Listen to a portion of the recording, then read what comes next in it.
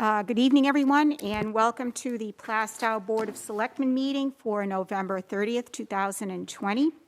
I'd like to call this meeting to order at 6:30 p.m. And before we commence our agenda, I need to read a little statement for everyone. Due to the COVID-19 coronavirus crisis and in accordance with Governor Sununu's Emergency Order Number 12, pursuant to Executive Order 2020-04, we are authorized to meet electronically. The board is utilizing the GoToWebinar program of the GoToMeeting platform for this electronic meeting. All members of the board have the ability to communicate contemporaneously during the meeting and throughout the GoToWebinar program. And the public has access to contemporaneously listen and, if necessary, participate in this meeting. The link to access this meeting was provided on the town's website. There's a raise your hand feature on the program that will allow attendees to participate in the discussion. And there's also a phone number at the bottom of our screen if you wish to call in and make calls. So with that, Beth, may I have a roll call, please? Select Chair, Ms. Hart. Here. Select Vice Chair, Mr. Talion. Here. Selectman Mr. Kishka. Here. Selectman Mr. Blinn. Here. And joining us remotely is Selectman Mr. DeRoche. Are you there? Jay? I'm here. Okay. And our other remote participants this evening are Town Manager, Mr. Pearson, Finance Director, Mr. Colby, and our Assessor, Ms. Walker. All right, thank you. Would you all stand for the Pledge of Allegiance, please? I pledge allegiance to the flag of the United States of America and to the republic for which it stands, one nation, under God, indivisible, with liberty and justice for all. All right, thank you.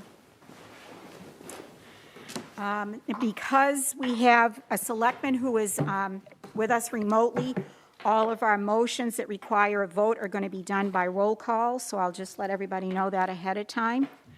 And the first item of business is just to approve meeting minutes, so could I have a motion on the floor for that, please? Make a motion to approve the November 16th, 2020 Board of Selectmen minutes. All right, may I have a second on that, please? I second a motion. Thank you.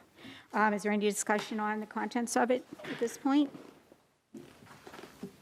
All right, I do not see any, so Beth, may I have a roll call on that? All those in favor? Ms. Hart. Yes. Mr. Talion. Yes. Mr. Kishka. Yes. Mr. Blinn. Yes. Mr. DeRoche. Jay, can you hear us?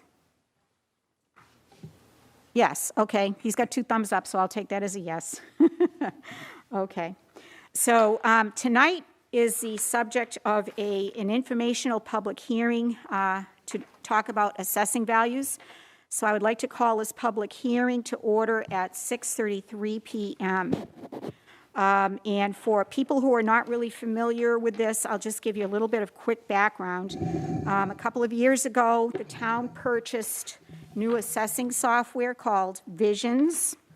And it was a state-of-the-art software that was designed to capture various aspects of commercial property assessment. This past year, we contracted with Visions Government Solutions to conduct what we call a Values Anew, which is a study that's done once every 5 years to bring all of our properties up to 100% of assessed values.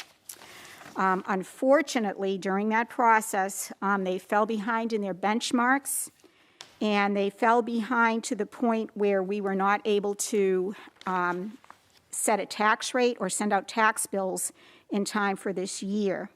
There were also material errors when we checked for commercial property tax cards. So on November 9th, we terminated the contract with Visions Government Solutions. So tonight we're here to talk a little bit about what the Plan B is, and I'm going to kind of turn this over to our town assessor, Mary Beth Walker, so she can kind of walk us through what we've done and what you can anticipate. So go ahead, Mary Beth. Can you hear me? So just for clarification, yep, can you hear me okay? Yes, we can, yes. Can you hear me okay? Yes. Okay. Just for clarification, those are going to be out this year. They should be pretty much almost ready. Someone may have an update on that more than me, but the tax rate did get set and the bills are going to be going out.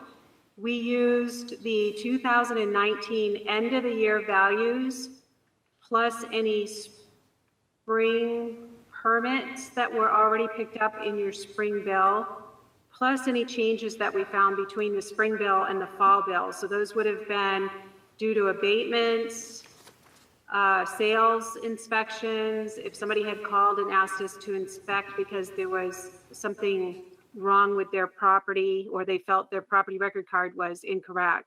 So all of those changes were put into the system. All the transfers were put into the system, and we were able to finalize our forms and get them to the state so the tax rate could get set.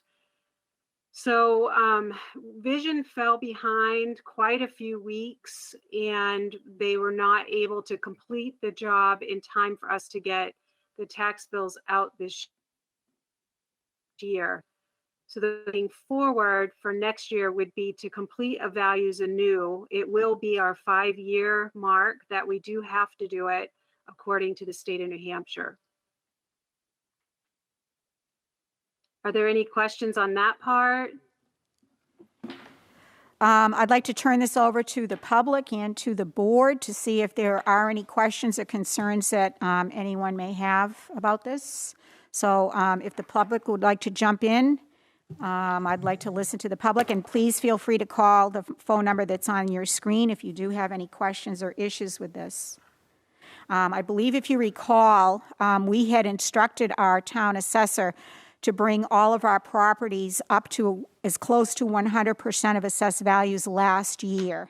So we're pretty close to the mark that we would have been anyway. I mean, obviously the sales have been going crazy in town, but at least we were able to do that. So you're not going to hopefully see any tremendous changes in your municipal tax bill.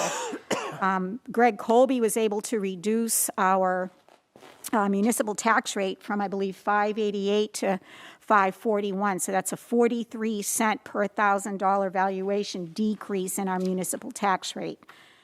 So that's pretty amazing, and I really thank him for all of his hard work in putting that together so quickly, as well as Mary Beth. They were able to put all of this together in less than a week. So thank you both very much for, saving us and being able to do that. So Julian, while we're waiting for any public, go ahead, you have a question? I do have a question. Where did the Board of Selectmen vote to terminate the contract with Visions?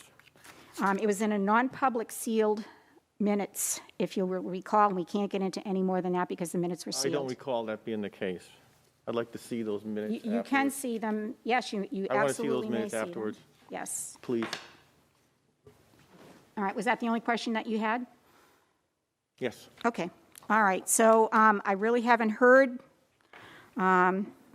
anything from the public. I haven't heard anything else from anybody else. Okay, so apparently people are very understanding about all of this, and I thank them as well.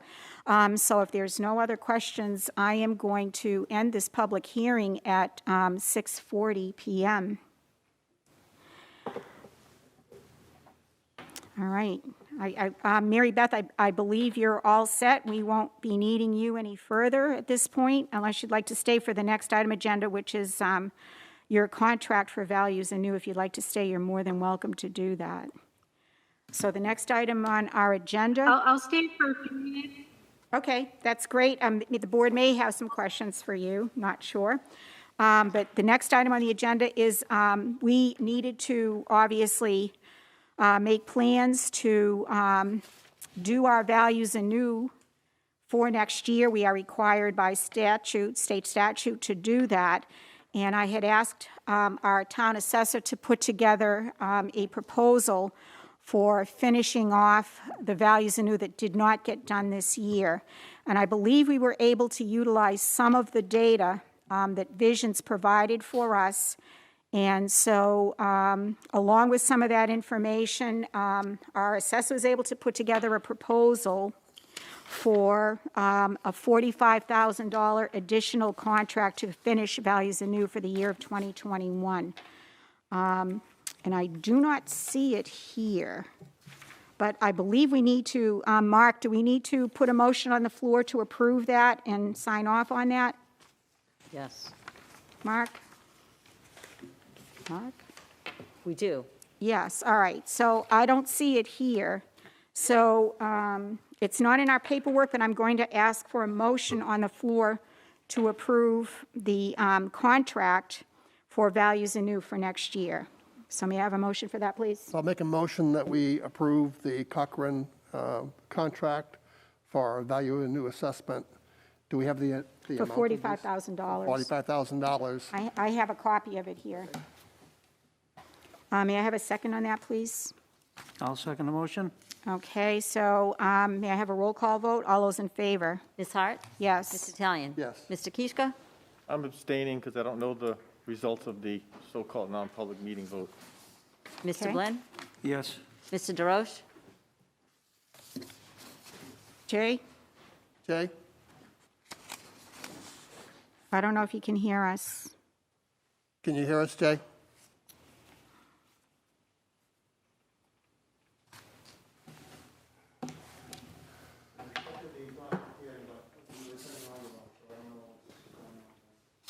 All right. Does Mark have the contract? I don't know. All right, well, we'll check with, okay. Oh, I'm he's here. Okay. I'm here. What I can tell you is that I spoke with Mary Beth. Is she still there? Yes. With the meeting? Yes. Okay, so I talked to Mary Beth, and she informed me that prior to the town signing the contract, that the contract had to be reviewed by New Hampshire Department of Revenue. So my question through the chair to Mary Beth is if the DRA has reviewed that contract. Can you repeat the question? I didn't So we hear it. have to hold off for 10 days, and we have met that 10-day mark. So are you, Okay, so that's my answer, that I was aware of the contract. We had to wait for it to be reviewed, wait for 10 days, and 10 days. so the 10 days have come and gone, and I guess no news is good news. They would have told us if that was not appropriate. Is that what you're saying, Mary Beth? They usually send a letter in the mail that just says if they have any suggestions on changes they'd like to make. Okay, so are you recommending that we hold off until that letter actually arrives? I mean, we can approve the contract, but we won't sign it until the letter comes in. Is that appropriate? Mark? Yeah, I can email Sure, them and ask that's them. Sure. All right, so at this point, the vote stands 3, 4, 1 abstention, and Jay, we don't have your vote yet. Would you like to vote on this? Did we lose him? Did we lose him?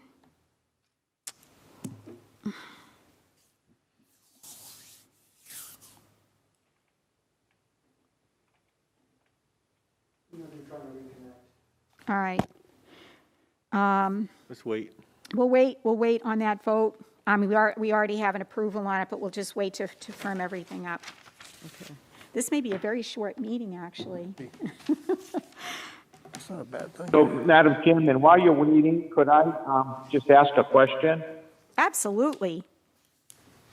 So, in my town manager's report, I refer to that Dean Danilo was going to ask the board for consideration to purchase equipment for the Public Works Garage, and I don't see that listed on the agenda for tonight. Yep, we're So, already on it. We're already on it. The heritage warrant discussion is tabled because the person who is going to discuss it isn't here, so I slid Dean into that slot, so we're good to go.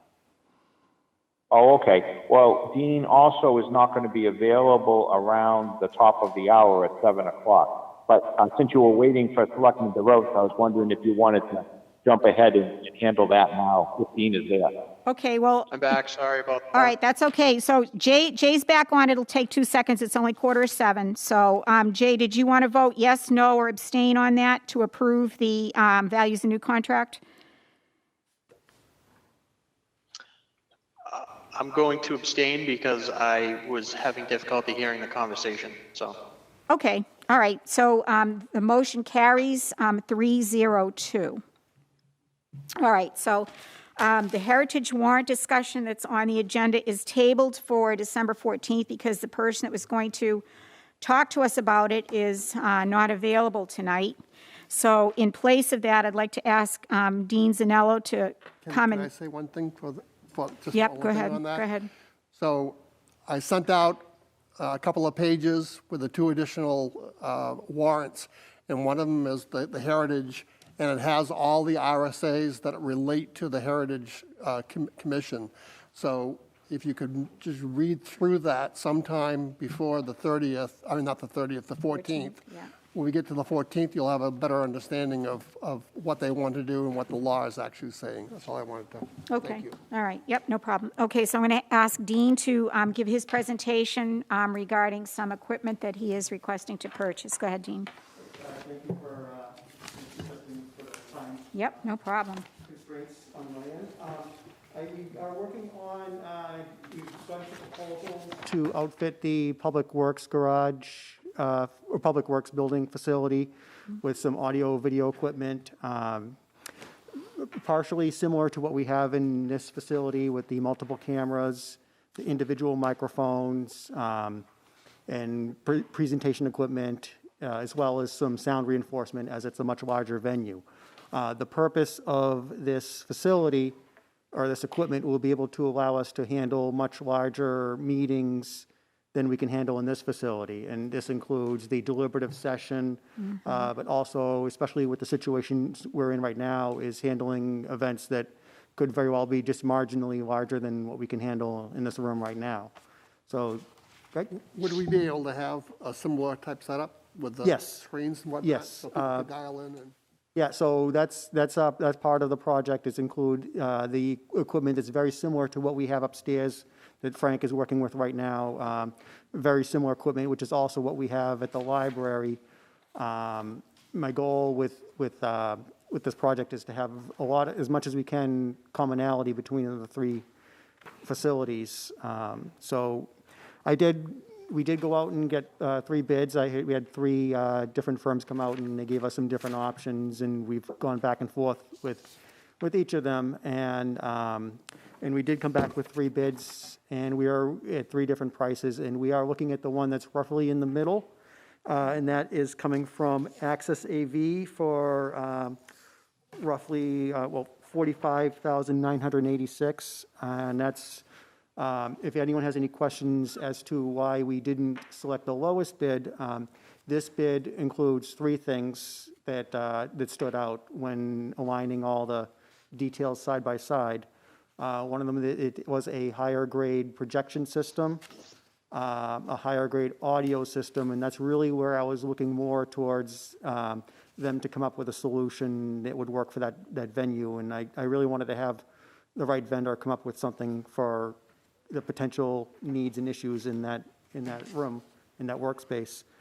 And also, a lot of the components, they got exactly what we had asked for, and they were very similar to what we have here, so it should help ease the transition of working in one venue to the other. Okay, all right. So, Greg, will we be able to televise as well? Yes, part of the project includes a transmitter, an IP-based transmitter. We are still working with our IT firm to do some test connections to make sure that will work. But that is the intent, is that we'll be able to stream it over here and broadcast on cable, which in the past we were not able to do from other venues because they're on a different infrastructure. So we have not had an opportunity yet to test it out. We're a little bit further behind than where I was hoping we could be by now, but once we get that up and running, it should be a quick fix. Excellent. Dean, is there a start and finish date that you've established for this? We were initially looking at having it done by the first of the year, but I'm thinking that with the need to reach out with getting the multiple bids and going back and forth a little bit, I don't know if we can necessarily expect that at this point. My plan is that it should we have the approval, that I would be on the phone with them tomorrow morning or, Okay. or sending them an email tonight, basically giving the go-ahead. right. So if, we might have to be flexible in that area. One of the concerns that I do have is that there might be components that they may not be able to procure in time. So, well, so that's, I guess my concern is deliberative session is January 30th. Yes, So they need to be made aware that we need to Yes. have that equipment up and running Yes. before then, so that we can do a dry run. yeah, so there are, our goal is to have that in there sooner than later. Okay. However, if there were any specific components, like if they couldn't get us a switcher or microphone, then we would be able to temporarily make those arrangements. But ideally, we want everything, like you Okay. said, up and running for that date. But All right. our goal is to let them know tonight, or when we do have an approval, that, so then they can prepare for us. All right, and should there be any glitches with trying to procure equipment and whatever, do we have a Plan B in case we can't? I mean, we're going to physically probably have to use the Public Works garage, but do we have a Plan B temporarily in place in case this doesn't happen for the 30th? For a majority of the components, yes. Okay. I mean, the one thing I would be concerned about is the audio, because that's something that we don't have in place. But I'm going to be stressing that to them as well, is that that's the one piece that is a priority, is that we need to, I mean, we've done it before. We've provided audio reinforcement in the auditorium at Pollard School. However, I would, like you said, I would rather have the installed, set up and ready for Yeah, us. absolutely. Okay, does the board have any other questions for Dean? Jay, did you have your hand up? Yes, he did. Okay, go ahead, Jay. Yep. I was curious where we're going to fund this from. Do you have money in your budget, or is this going to be an unexpended or unanticipated expense? It's in the, It would come from the cable franchise fund. Did you hear that? Yep. Okay, The cable franchise fund is a separate fund that's outside of your budget and, okay. Correct. yes, yeah, it is. Okay, and I think, I have a I comment. think it has. Is there anything left in that account after we expend from there? Yes, there is. I don't have the figures exactly with me, Jay, but I can get that for you. But yeah, no, it would not deplete that account. I have the answer. go ahead, Mark. Right in the thing. I have Mark. the answer. Okay, so you have a motion in front of you, and at the bottom, the Yep. fund has approximately $77,000 in there. And the Okay. motion is asking for 50,000. And the reason why we're asking for 50 is you know, as well as I know, that sometimes there is things that come up, and we don't want to have to come back and revisit the board with something that goes over the exact amount. And the second reason is because we have to build a room in the garage. It's just going to be a quick construction project, and it's to put the equipment in so that Dean and Frank and the cable people can be in the room where the meeting's held. So there is a little bit of extra things that we wanted to include. And so Greg and I have suggested $50,000, and we will only use what we need, but we wanted to have a little latitude between the estimate that Dean just talked about and what we might need. Okay, and I believe Julian has a question also. Manny, well, one thing, I was trying to answer the question that was asked, but, Oh, all right. all right. But what my concern is, we get this audio visual in the Public Works garage. How much of that is in the office area? How much of that is for the main area where we'd have our meetings? I mean, to like deliberative session, that's not going to be in a little room, it's going to be in the main area of the garage. So how much of that equipment is for the main area of the garage versus just in that office area? All the equipment would be going in the main area of the garage. So some of the control, like the audio mixers, the video mixers, would be in a small enclosure off of that room, just so it wouldn't be exposed to the regular operations of the garage. But Essentially, it's a control room, right? Correct. Yeah. At one point, we were talking about being able to have committee meetings there as well, rather than the conflict sometimes that arise at town hall. So I thought we were going to have the ability to do audio, visual, and remote meetings in that meeting area, or the place where you usually eat in that. Right. This project isn't really targeted towards the conference room area. I was hoping some of this equipment could be used for both, because The larger room, the you large mean? room The is only large going to room? be used once a year, maybe twice. But the one that could be used more often is actually in that enclosed area outside of the main garage area, the open area. So that's my concern. So I can answer part of that. I can answer part of that if I'm recognized. Go ahead. I'm sorry. Go ahead, Mark. Okay.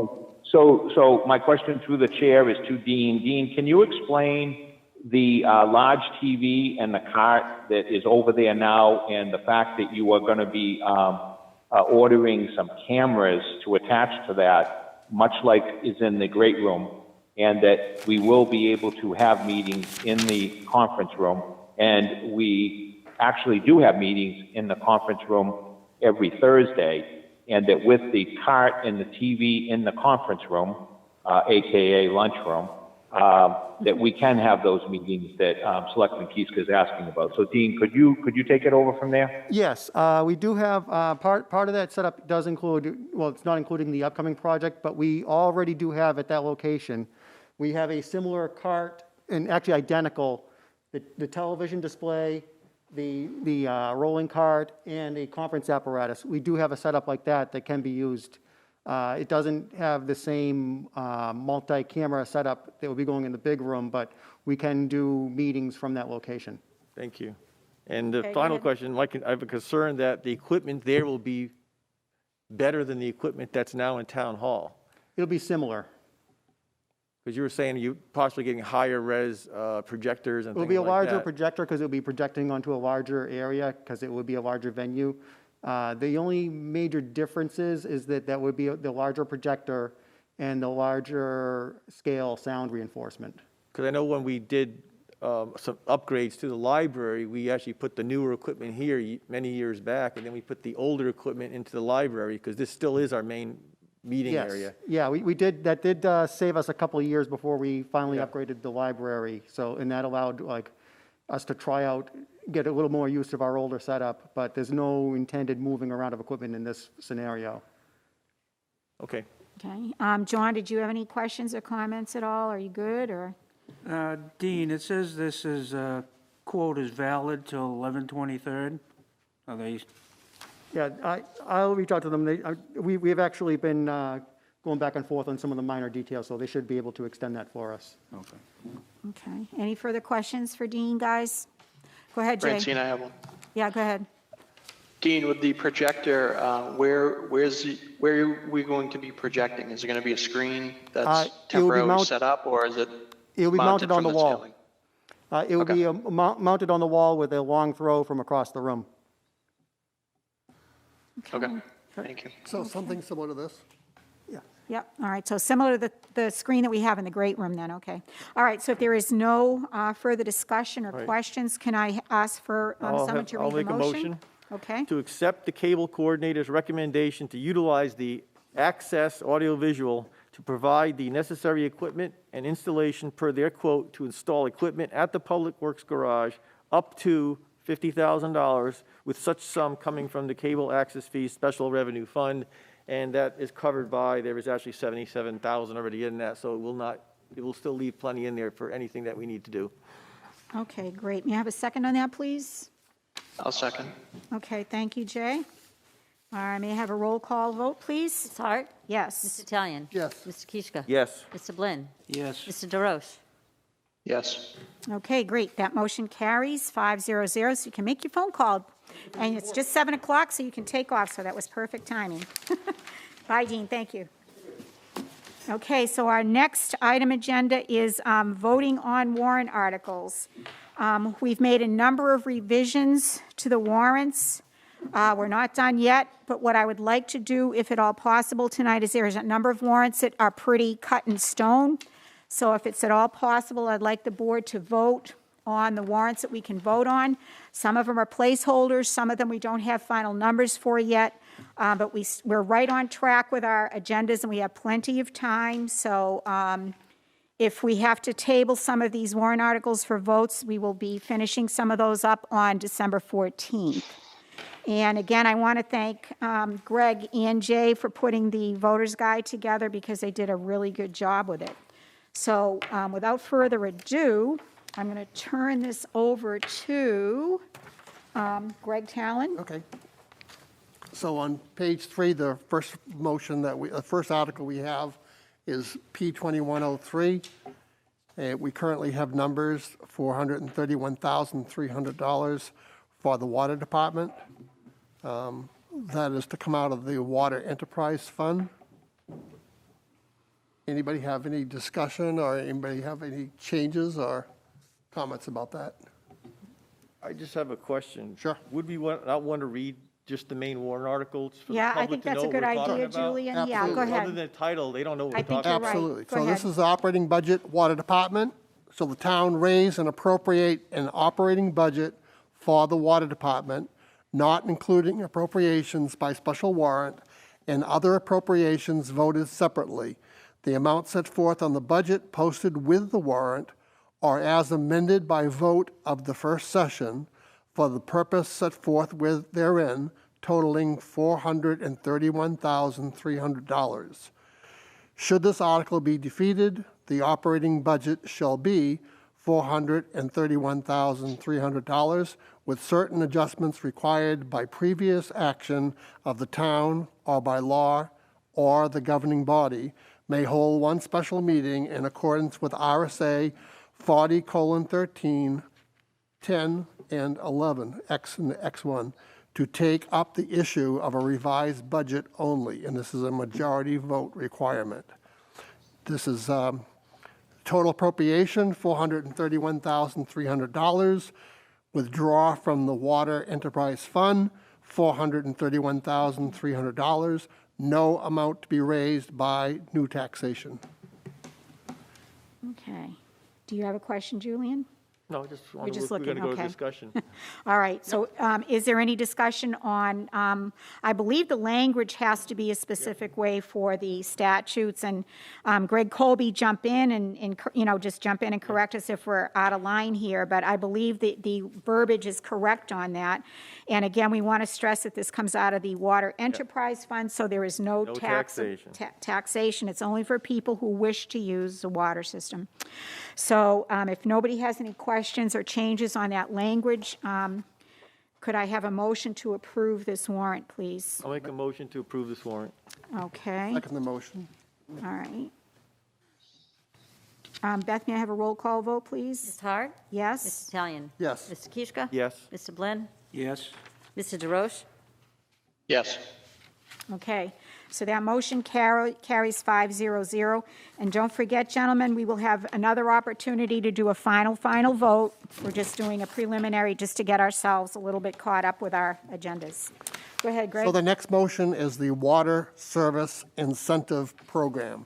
It's Article P2104. Shall the town vote to raise and appropriate $450,000 gross budget as be needed for establishing an interim fund to provide an assistance program for abutting properties to help incentivize connections to the potable water system by providing zero or low-interest loans to the property owners to cover the capital costs needed for fees, installations, and other associated costs so they may connect to the potable water system.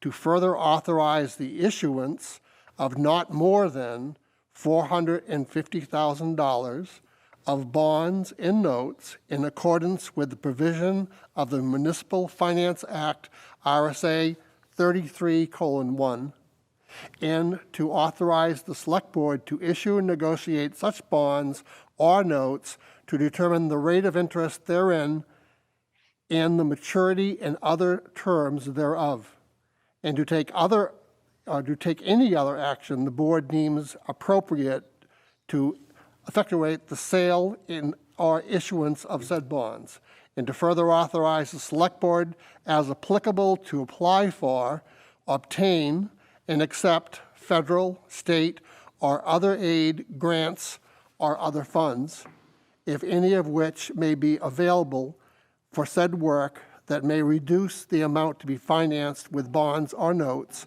and to participate in the Drinking Water State Revolving Fund, abbreviated DWSRF, and that's under RSA 486:14, established for this purpose, and or the Drinking Water and Groundwater Trust Fund, abbreviated NHDWGTF, and to allow the Select Board, as applicable, to expend such monies as they become available and pass any vote therein, relating thereto, and further to authorize the Select Board to adopt a betterment plan whereby the cost of the improvements to any privately owned service lines or infrastructure will be assessed to and reimbursed by the owners of those water lines and infrastructure that are specifically benefited by such improvements, such that the intent is the cost of the program will be paid by the users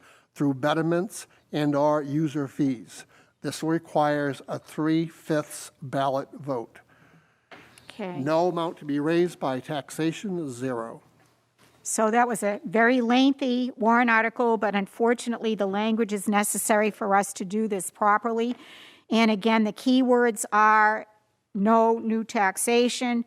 This is available to people who wish to avail themselves to be able to hook into the water system and may not have the upfront capital to do so all at once. And so basically, they will be billed quarterly with their water bills to pay this off, and the town is just basically being the bondholder. Go ahead, Julian. Yeah, I just want to just offer, I know these are rather wordy, and this is going to be cumbersome by the time you're done.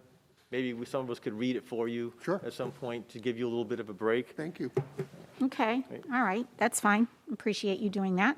So is there any discussion on this or any confusion or concern or anything you maybe want to ask Mr. Colby, because he pretty much steered us into the language of this. So it's very lengthy, very wordy, but it's really not complicated. It's basically the town's going to take out the bond to help our taxpayers out to pay for the I water. just want to caution the public voting that if this was to be voted down, you'd be nothing but hurting the people trying to get clean water. This would Exactly. be a tragedy if this was not to pass by 3/5. Right, right. So even though you may not be participating in water, which I can't imagine you wouldn't be, at least think of your neighbors and support this warrant article so that others may get potable water. So if there is no other further discussion on this, may I ask for a motion to approve, please? Motion to approve this Article P21-04. May I have a Second. Okay, thank you, Jay. May I have a roll call vote, please? Ms. Hart? Yes. Mr. Talion? Yes. Mr. Kishka? Yes. Mr. Blinn? Yes. Mr. DeRoche? Yes. Okay, thank you, gentlemen. Okay, so that one carries 5-0-0. So the So next one- Julian, you want to take the next one then to give you Sure. a break from talking? All right, Okay. this is contingency fund, Article P21-5. Shall the town vote to raise and appropriate $80,000 for unanticipated expenses that may arise during the course of the 2021 fiscal year? Any appropriation left in the contingency fund at the end of the year will lapse to the general fund. Unassigned fund balance, majority vote required. Total appropriation, which is withdrawal from the general fund, unassigned fund balance is $80,000, which means the amount to be raised by new taxation is zero. Balance in the general fund, unassigned fund balance as of December 31st, 2020 is $2,650,000. Ignore that number. Yeah, I think we may need to scratch That's that not because correct? we don't have it as of December 31st. It's That only was November. last year's So, number. so Greg Colby will providing us that last detail of information before we have to go into The deliberative session. numerical value I gave is, 80,000 is correct. You're just going to scratch out the balance in the general fund. Yep. that'll be updated when the time comes. Yep. Correct, and that's for all of them, by the way. There's a bunch of them that still have that number on there. And the same thing for the next one, fund right. balances. Right. Those will be put in as well. Right. Okay, I'll make a so- motion to approve the P2105. warrant article I'll for the second it. contingency fund. Okay, Jay and Julian? Julian seconds it. Okay, any further discussion on this? This is nothing new. We've done it for the last 3 years, and it's worked out extremely well, and I think it's a very worthwhile warrant. It's been very useful. Yes, very useful. Okay, so all those in favor, may I have a roll call, please? Ms. Hart? Mr. Yes. Italian? Yes. Mr. Kishka? Yes. Mr. Blinn? Yes. Mr. DeRoche? Yes. Okay, great. That warrant article passes All right, I'm gonna do the next 500. So go ahead, you read the next So one. the next one is the Salt Shed Solar Panel Project Phase 2. Article P2106, shall the town vote to raise and appropriate $86,000 needed to fund the Phase 2 of the Salt Shed Solar Project. Majority vote required. Total appropriation, $86,000. I just have a note there. We are having that checked with Revision Energy to make sure that that is correct, because this is our estimate. And DVOS is getting that information for us. Withdrawal from the general fund, unassigned fund balance, $46,000. Withdrawal from the Energy Capital Reserve Fund, $40,000. No amount to be raised by new taxation. So I guess my question to the board is, do you want to vote on this now, or would you want to wait until we confirm that number with Ms. Voss? I would say vote on it. wait and and We can always confirm. change the numbers. And I also want to point out, these are only estimates at this point. Right. There's no contract of any type. This would only be an estimate. So Right. some of the wording might say up to an amount. Yep. Because All right. it may be less. All right, so you said to vote. Jay said you wanted to table it? Yeah, aren't we meeting next week, on the 14th to finalize this? All right, so what are your thoughts? Wait? Okay. Either All way, it doesn't matter to me. All I right. just, if we're gonna finalize it on the 14th. Might as well can wait wait till and get the right numbers in. Okay, so we'll table this one then, all right, until we get definitive numbers. All right, so Julian, you want to take the next one? Sure. There it is. 24-hour coverage for the EMTs, firefighters, and hazard response personnel. And I just want to point out, this may or may not be a warrant article, It's a depending on Budget placeholder. Committee. It's a placeholder, right. So we may not want to vote on this at this point. That's up to you guys as well. Do you want to hold off on this, or do you want to read it and vote, or what would you like Well, to do? we know the amount, Yeah. so. You want to we might as vote? well All right, on you it. want to read it and vote on it? All right, The only okay. question is, will it be a warrant article, or does it just end up in the operating budget? Right. But we can vote on this decision, Okay. should it end up not in the operating budget. All right, okay, I'm good Right. with that. All right.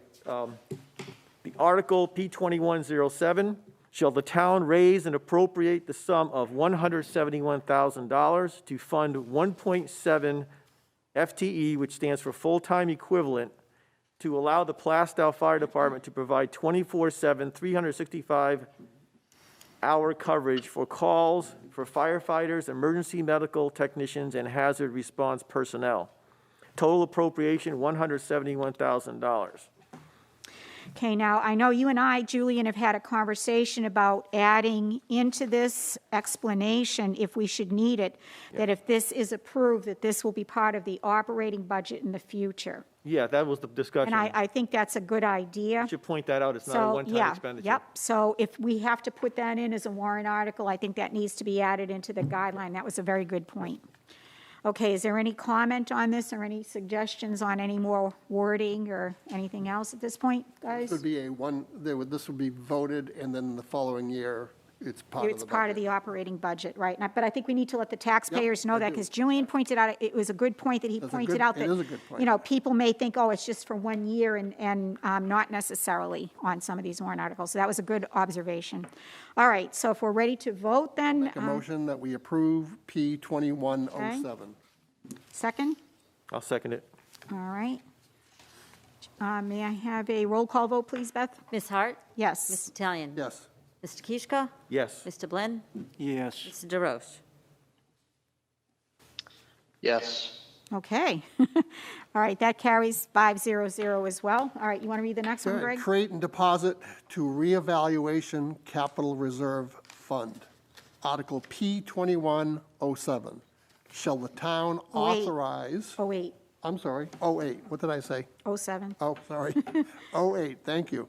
Shall the town authorize the establishment of a capital reserve fund to meet our constitutional and statutory requirement that assessments are at full and true value at least as often as every 5th year.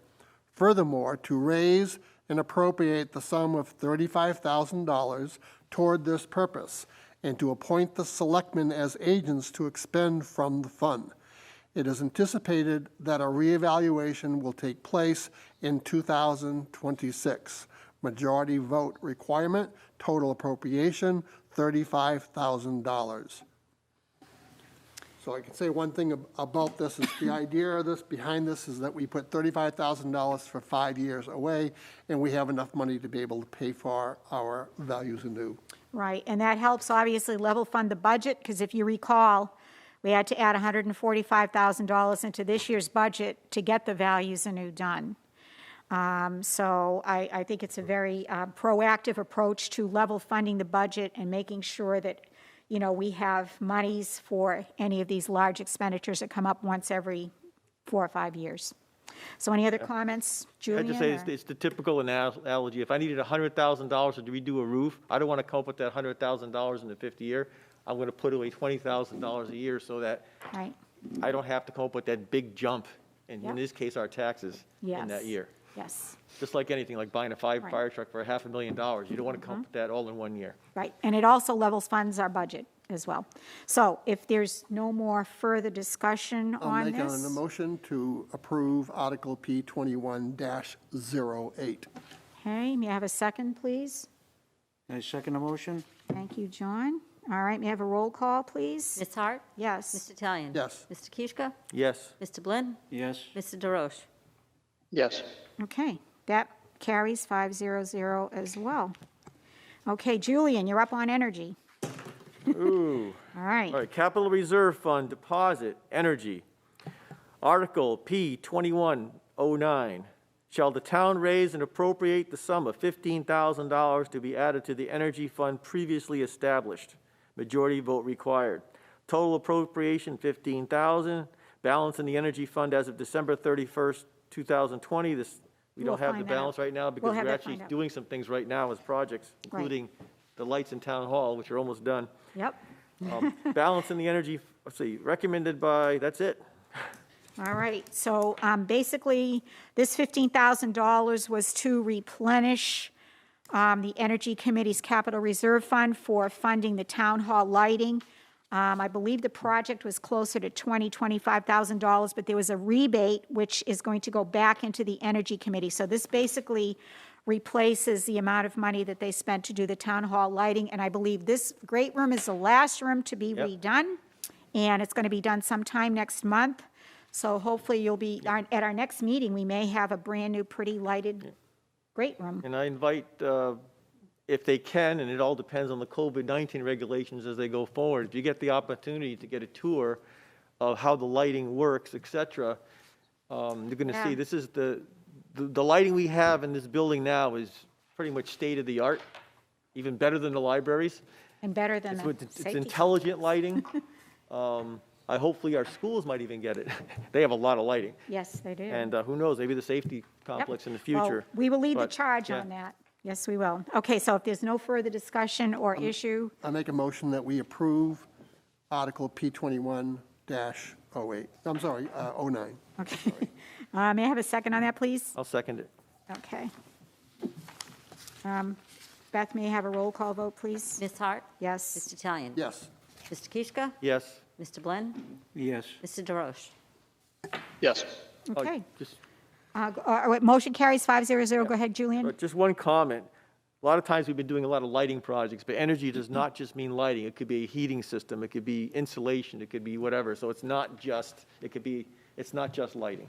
Right, Even that's though good. those are the low-flying fruit so far. Yep, that's right, that's right. All right, so the next one is create and deposit to the Information Technology Infrastructure Fund.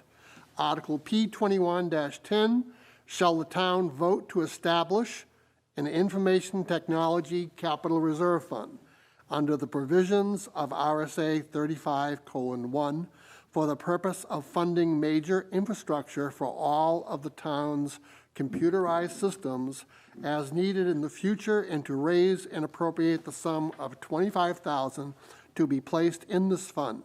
Further, to name the Board of Selectmen as agents to expend from said fund, majority vote required.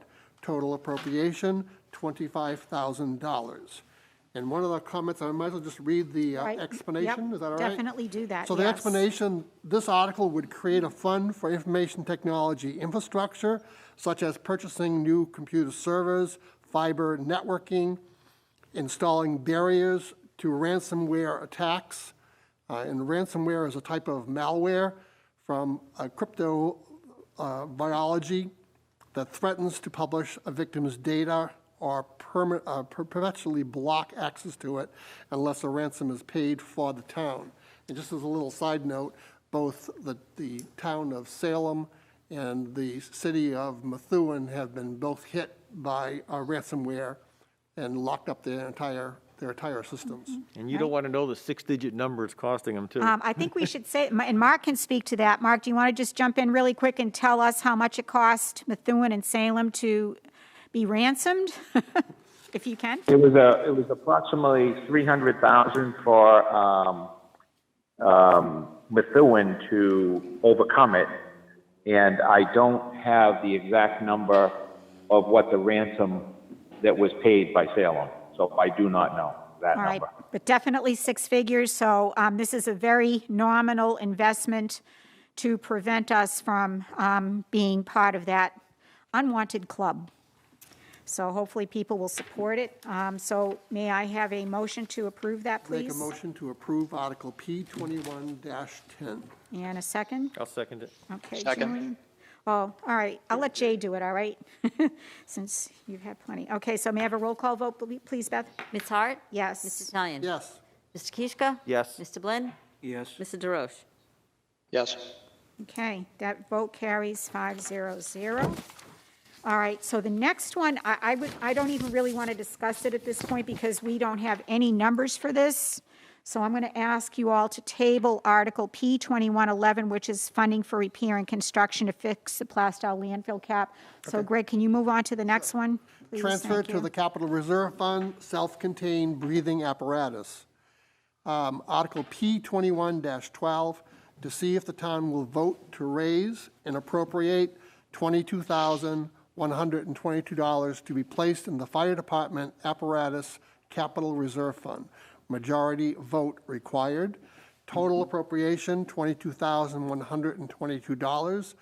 Withdraw from the general fund unassigned fund balance, $22,122. No amount to be raised by new taxation would be zero. And I have an explanation from Chief Knudsen. And if you just catch on that page here, let me just read this to you. This article will allow the purchase and replacement of old self-contained breathing apparatus devices, cylinders, and masks for the fire department using the SCBA, or SCUBA, Capital Reserve Fund. The self-contained breathing apparatuses, the one we currently have, are 14 years old and are several standards below the current requirements. Significant changes were initially made to the design and performance requirements in 2013. Since then, additional changes have been made, and our air packs do not meet any of these changes, nor can they be retrofitted. So we are in kind of a dire strait to be able to replace these, and this last amount with what is currently inside of this Capital Reserve Fund will allow us to purchase new devices for our firefighters. Okay, so I have a couple of comments regarding the language of this. Okay? Okay, every one of our warrants says shall the town. Oh, we can fix that. So let's cross off to see if and Yep, put no shall to problem. keep it consistent. And I think and Greg Colby, can you help me out with this too? Because I think we have to say, to be placed in the Fire Department Apparatus Capital Reserve Fund previously established and to withdraw said funds from the general fund unassigned fund balance. Do we need to add that little blurb onto that? Yes, I would do that. Okay. You got that, Greg? No, I didn't get the last piece. Previously established, and then what's the other line? Go ahead, Greg Go ahead, Colby. Greg. Go ahead, Greg. Well, similar to the warrant article there, the funds will be withdrawn from the general fund unassigned fund balance. Yeah, don't so we- just copy the same language from the other Okay. warrants that we were doing. All right, got it. All right. Yep. Okay, so is there Can any I- other? Yeah, go ahead, Greg.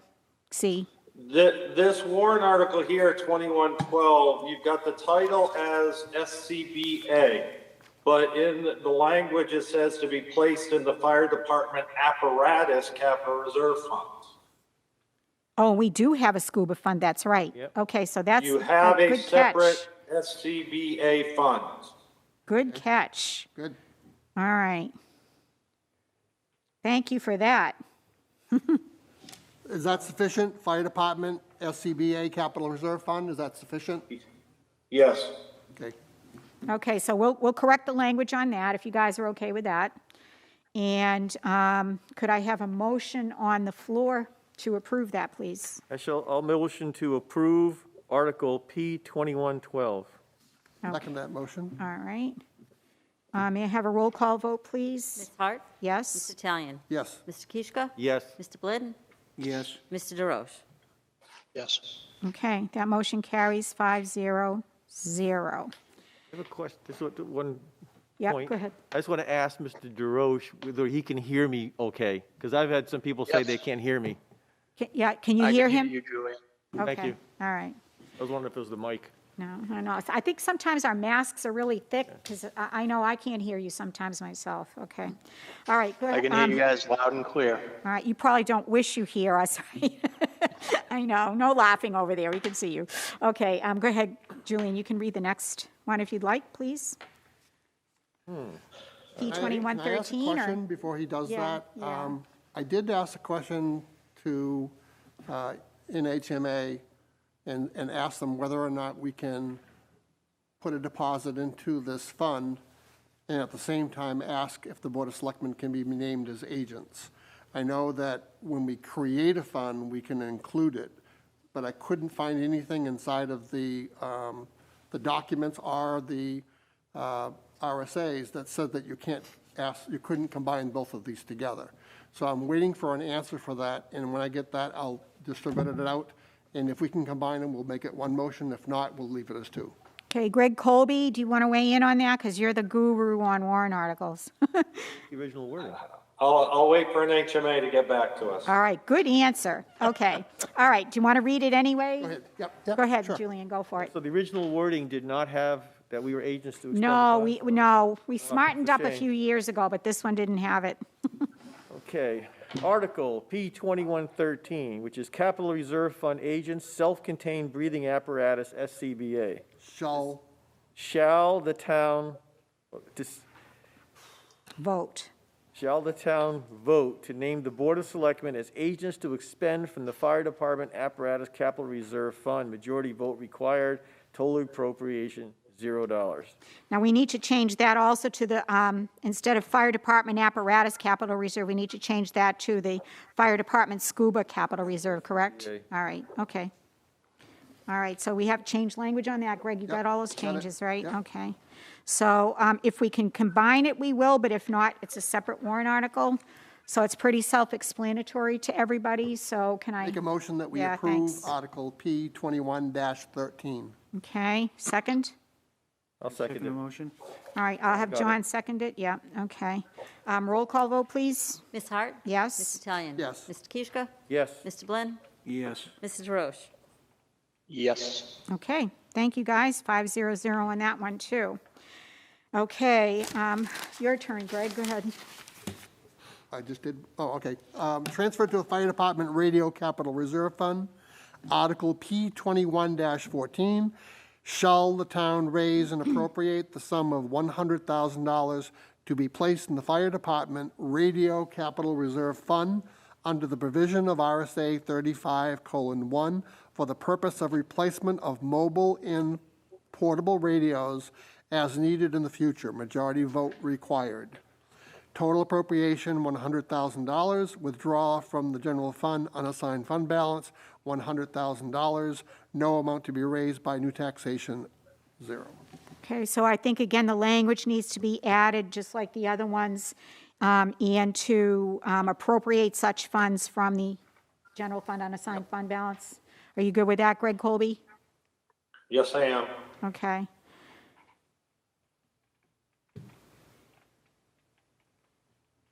Okay. Okay, all right, so may I have a motion on the floor for that? I'll make a motion to approve Article P2114.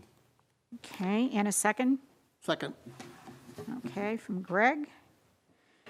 May I have, so I do want to let the people who are listening out there know that this $100,000 is not going to cover the entire amount to purchase the radios.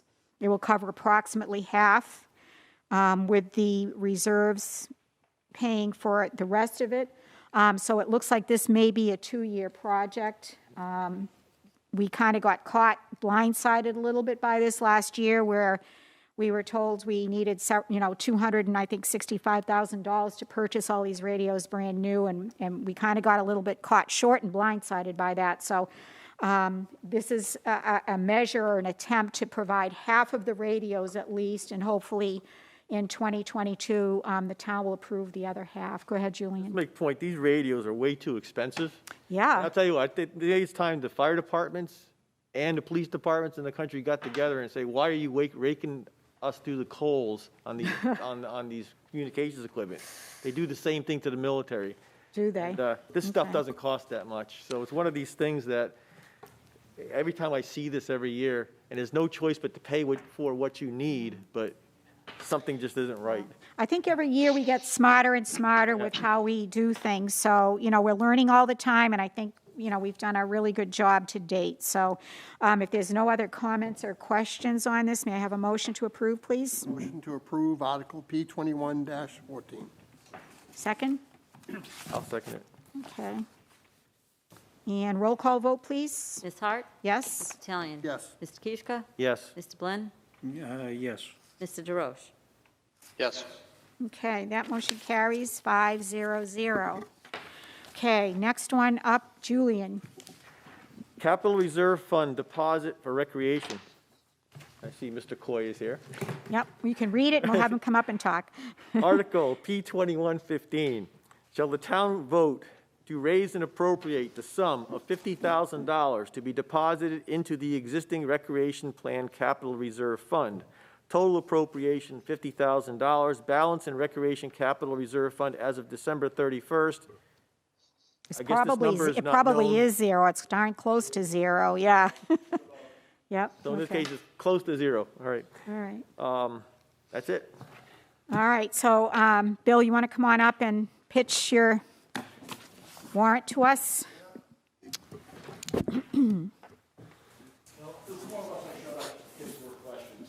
Okay, No, because obviously what it would be for is to finish the project that we started out there. Mm-hmm. It would help for the curbing, help a little more extra drainage out there, the fencing around that softball field that we just put out, as well as some extra money just for the trails. But the majority of it will be to fill up, and complete what we have. all right, so does any of the board have questions for Bill at this point? Maybe Go we ahead, should Greg. point out what the explanation says, because those who haven't been following may not understand what Bill just said. All right, go ahead, then read the explanation. I'll read the Then Greg has explanation. a question, okay? Then the explanation for it is, this deposit will allow the completion of the final major phase of PARC, P-A-R-C, which is the new softball field area. This includes installing 2 dugouts, a backstop, right field fencing, and a foul pole to finish the field work. In addition, a Cape Cod berm will be installed in the length of the parking lot to protect the fields from rainwater runoff and improving the field drainage, which there's a lot of work on this done this year. Yes. It's just not finished. Yep, Right, exactly. This would be it, because we figured out the 2 phases because of the money that was available. So we did the phase 1, and these were the final 2. So Go ahead, Greg. Bill, when will all the things that you're doing now, let's assume that this was already, all these things were already put in there. When will the fields become ready to be used? How long will it be from now? It would be a year. It'll be a year. Because the field has to settle with the grass so it grows. Okay, and how long do you believe that this thing for this work to be completed once it's funded? Once it's funded, it'd be done this year. So it Well, would no, be done in a very 2021, I short should time say, not period? this year, but it would be done right away. So could this wait until next to 2021? Or 22? I'm sorry, 2022, that's what I meant to say. Thank you. Well, did you have? Because it sounds like we have a lot of work done, and we really can't touch the field anyways. Even if we put all these things in, it's not ready, the ground's not ready, correct? Well, there's a possibility you could use it next fall, for fall softball. There's that possibility, because all the grass went in this fall. So Okay. generally, they basically say a year, which would give us September, October, we could start to use those fields.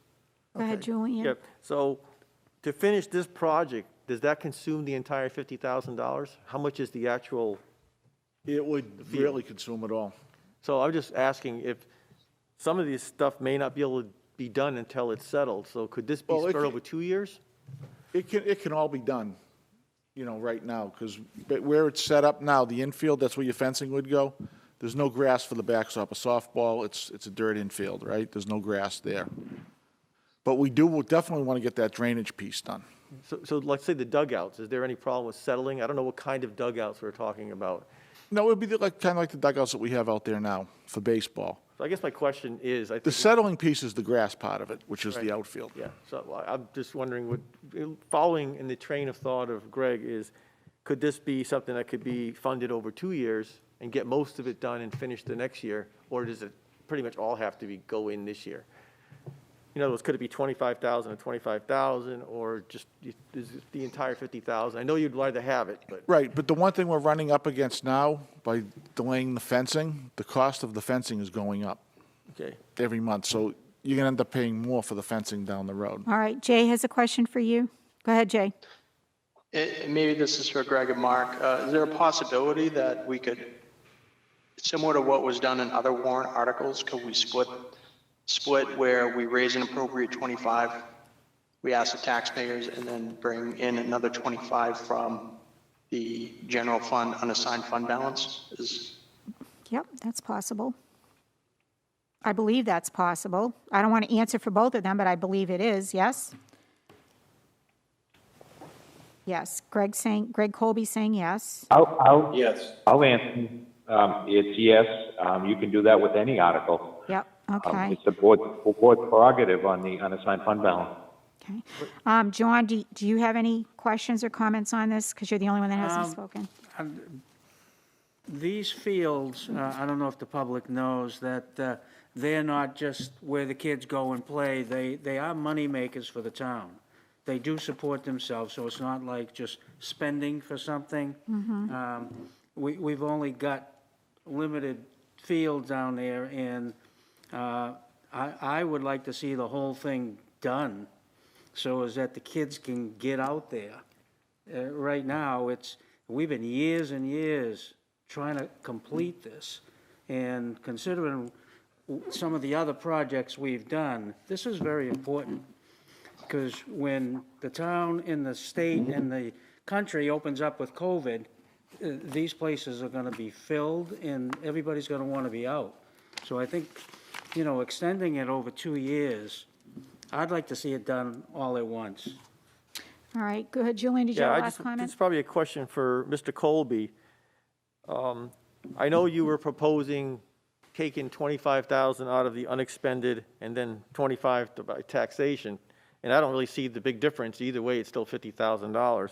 My concern is how far down are we draining down the unexpended fund balance by doing this, by changing it? And if we keep adding more and more to it, eventually we won't have enough in the unexpended fund balance to cover our bills. I believe at this date, without that warrant article, I think it's only 165,000 that we've pulled out of the unassigned fund. No, it's more than that. It's got to be 225, which is significantly less than most of the last 3 years that we've pulled money out of. I think we've pulled anywhere from 600 to 750 out of that fund. Well, I was asking Mr. But Colby. go ahead, yeah, go ahead. Greg can answer that. Can answer, I don't know if this is a good idea or not, because I don't want to see our balance get to a point where we're juggling numbers. Well, it's not knowing, we haven't closed the books yet. Today's only November 30th, but I mean, I don't have any reason to believe that there won't be sufficient fund balance to help fund, at the level that the board is now proposing, even if you were to split this up and add another 25,000 into it. I still feel comfortable with where you would be at, if that makes sense. Okay, all right. Go ahead, Greg. So because of the work is in progress, the earliest you said that we could get this thing done would be this coming fall. And if we were to wait until the following year, that would be, the money would be available in March. So we're really talking just about, we're talking about 6 months. And the concern that I have is that the ground is just, I mean, this stuff is going to be just getting finished. We don't know if it's going to be totally finished. And also, we have an increase in COVID-19 that is like spiraling out of control. I'm not sure that this coming year is going to be a good year to have a lot of kids playing baseball. I'm concerned about that, and I don't think that we need to rush this. And I understand what John is saying about, like, let's get this thing done, and I don't think any of us are against getting it done. We're just looking to be able to lower the amount of money that we're asking for our taxpayers this year, especially when people are out of work and suffering from the consequences of this virus. Why can't we wait for another year and then finish this 6 months late? All right, any final questions or comments? I'm going to weigh in also, and I share Greg's sentiments. We have spent over $200,000 this year in upgrading the park, which was a tremendous a job, and you guys did a fabulous job with it. But clearly, COVID is not going to go away anytime soon. And I think our board has been very, very conscious about trying to minimize the tax impact to our taxpayers, because we don't know what's going to happen next year, but we know it's not going to be pretty. And this is a wonderful and nice thing to do, but, as Greg mentioned, it's not going to help if nobody's going to be able to play on the fields. And the fact that you may not be able to use it until the end of next year, I think I'm of the opinion that maybe we should put the pause button on this one. This is not infrastructure, and it's not safety and security. It's kind of frosting. And so my thought is I would prefer to see that postponed until a 2022 warrant. But go ahead, Julianne. I'll take one more question, then we'll vote. I want to come a little defensive, Bill, in the recreation. Don't go into shock. I appreciate it. But I'm in agreement with the principle, what you're talking about. And I say, well, maybe it shouldn't be 50. What work would we want to get done so it could be, in other words, you could do a game without a dugout, something like that, and you could wait till the next year and you could still use the field. What would be the minimum part so we can get something in there so you can get the important work done that's necessary to use the field? Things like a dugout, which they're nice, but you can do without, you could have a game without a dugout. Things like that. So is there a compromise here where we could just lower the amount and still have Well, the things you would definitely, so you can get something done. for safety reasons, you do need a dugout, right? And you definitely would have to have a backstop, right? Right. You can't avoid that Oh, you got because, the backstop, yeah. right? And obviously, the Cape Cod berm heading down, because that helps finish off the drainage piece of it, to keep water off the existing fields. So I'm just trying to find a compromise. That's definitely, the big piece. There's definitely the Cape Cod berm, because that helps the existing fields, right? So any further questions for Bill? Go ahead, Jay. Go ahead. There's 3 potential options here. There's one, you could go for the full 50 in a warrant article. Actually, there's 4. We don't put anything forward at all. The other is spreading out the cost over the next 2 years and doing 25 this year and 25 next year. It's a little more palatable. The other option is to do 25 and take 25 out of the unexpended fund balance. This would be nice to just finish this and get it done so that it's one more project that's complete for our citizens, and just have this done and ready to roll once the fields are open. like Bill said, there could be a potential for this in the fall, that they can use those fields. So if we can have the completion of these fields done, we could be ready to roll. So, I'll make a motion to amend this to take 25 out of the unexpended fund balance and then put forward the warrant article for 25 to the taxpayers. Okay. All right, may I have a second on that I amendment? second the motion. Okay, so Jay and John, right? And I don't think Bill really answered my question. How much, do you have a guesstimate, nothing exact, what would it take to make the field usable to go forward? Well, we're even looking at doing it a little bit cheaper for the fencing by not having an outfield fence. So that would help reduce the cost as well a little bit. And the left field fence we could do away with, but we would definitely need that right field fence, the dugouts, the backstop, and that Cape Cod berm. Those are the definites. Okay, so you got till next year to find some good bargains too. Maybe you won't have to spend it all. Right, well, the problem of running up against the fence, it's going up like monthly, the cost of fencing right Yeah. now. That's another piece of it. All right, any further discussion before we take a roll call vote? No, all right. So to the amended warrant article, To the amendment. amended warrant article of $25,000 in taxes. We're only voting on the amendment first, and if that passes, then we can vote on the overall motion. All right. Oh, all right, yeah, you're right. Okay, so do you want to do a roll call on the amended warrant article? Ms. Hart? Yeah, Mr. Talion? No. Mr. Kishka? Yes. Mr. Blinn? Yes. Mr. DeRoche? Yes. okay, so the amended article is going to pass 4-1-0. So now we need a motion to approve it. I'll make a motion that we approve the amended motion for P2115. Okay, Yeah, I just want to restate what the amendment is.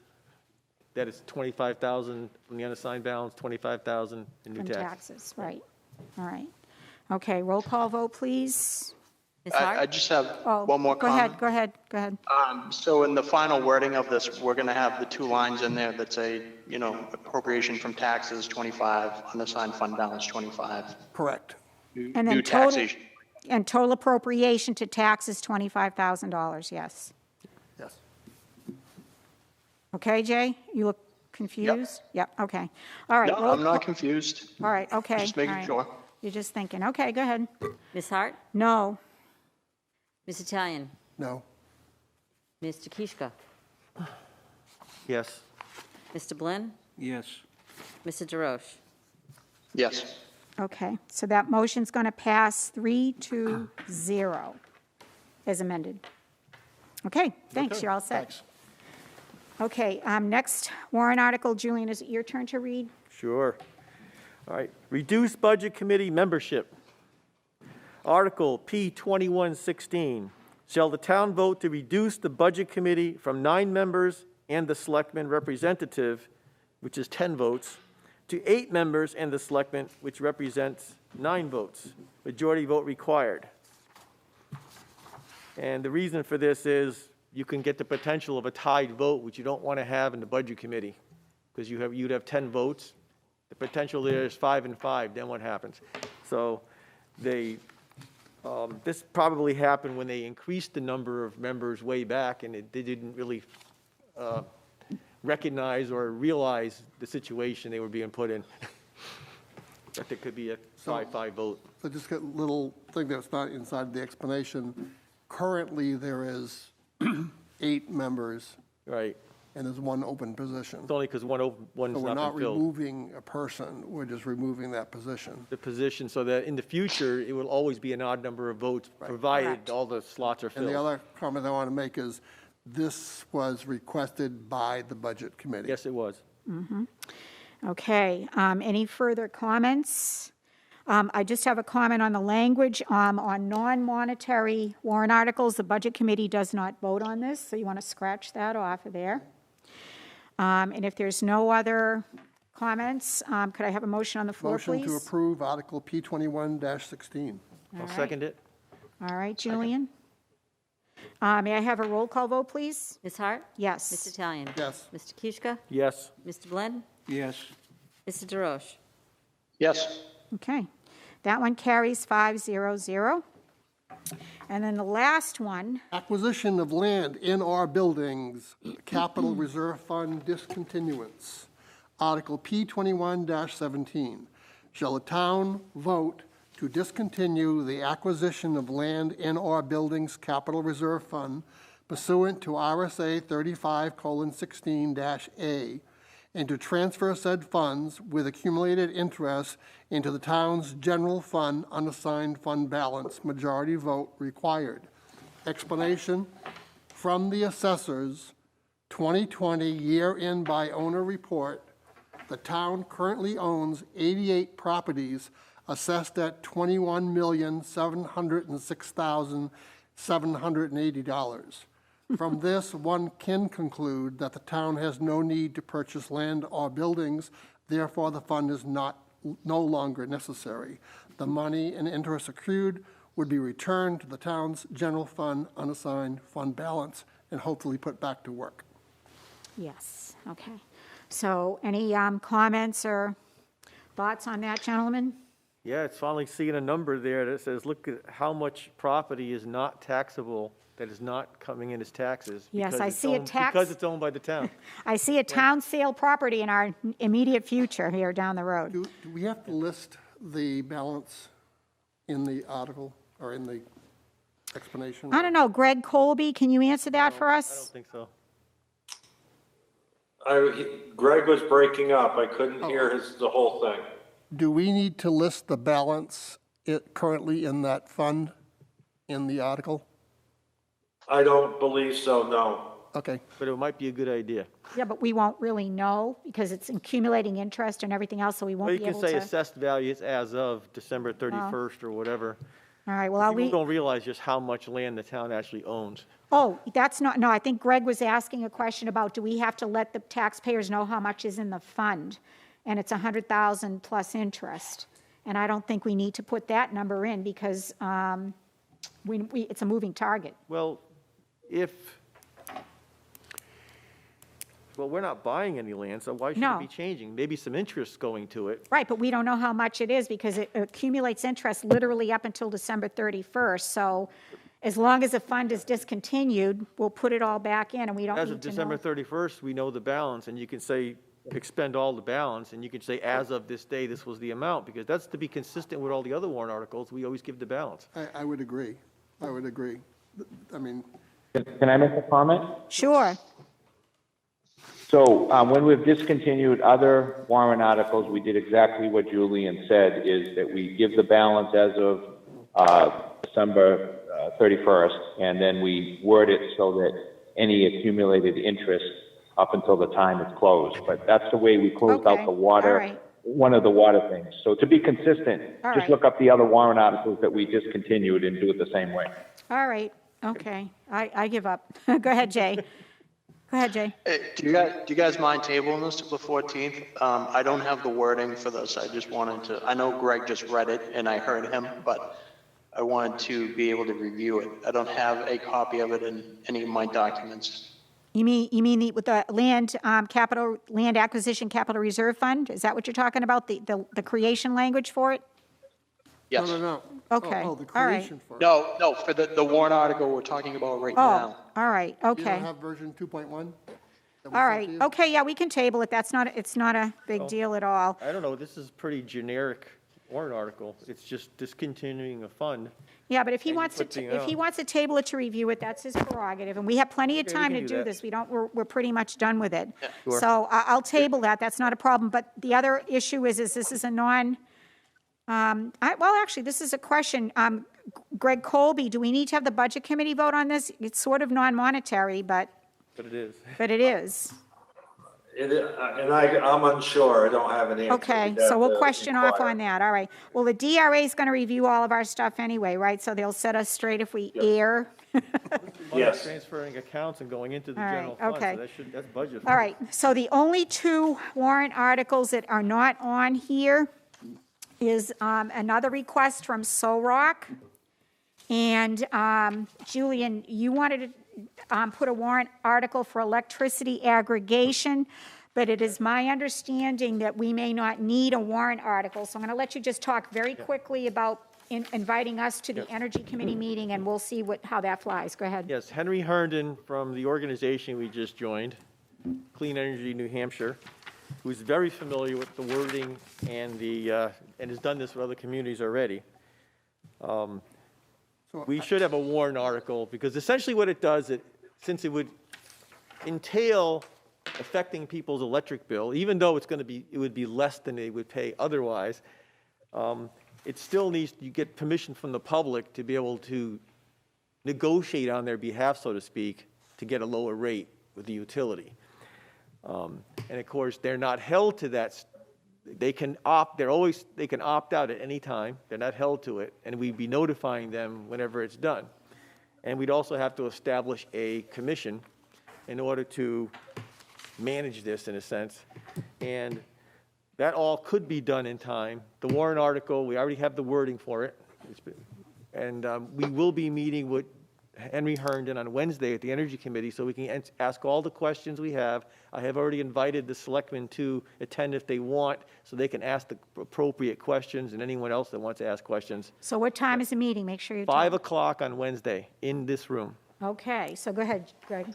So Julian already sent that over to me, and I put it in the form of an article.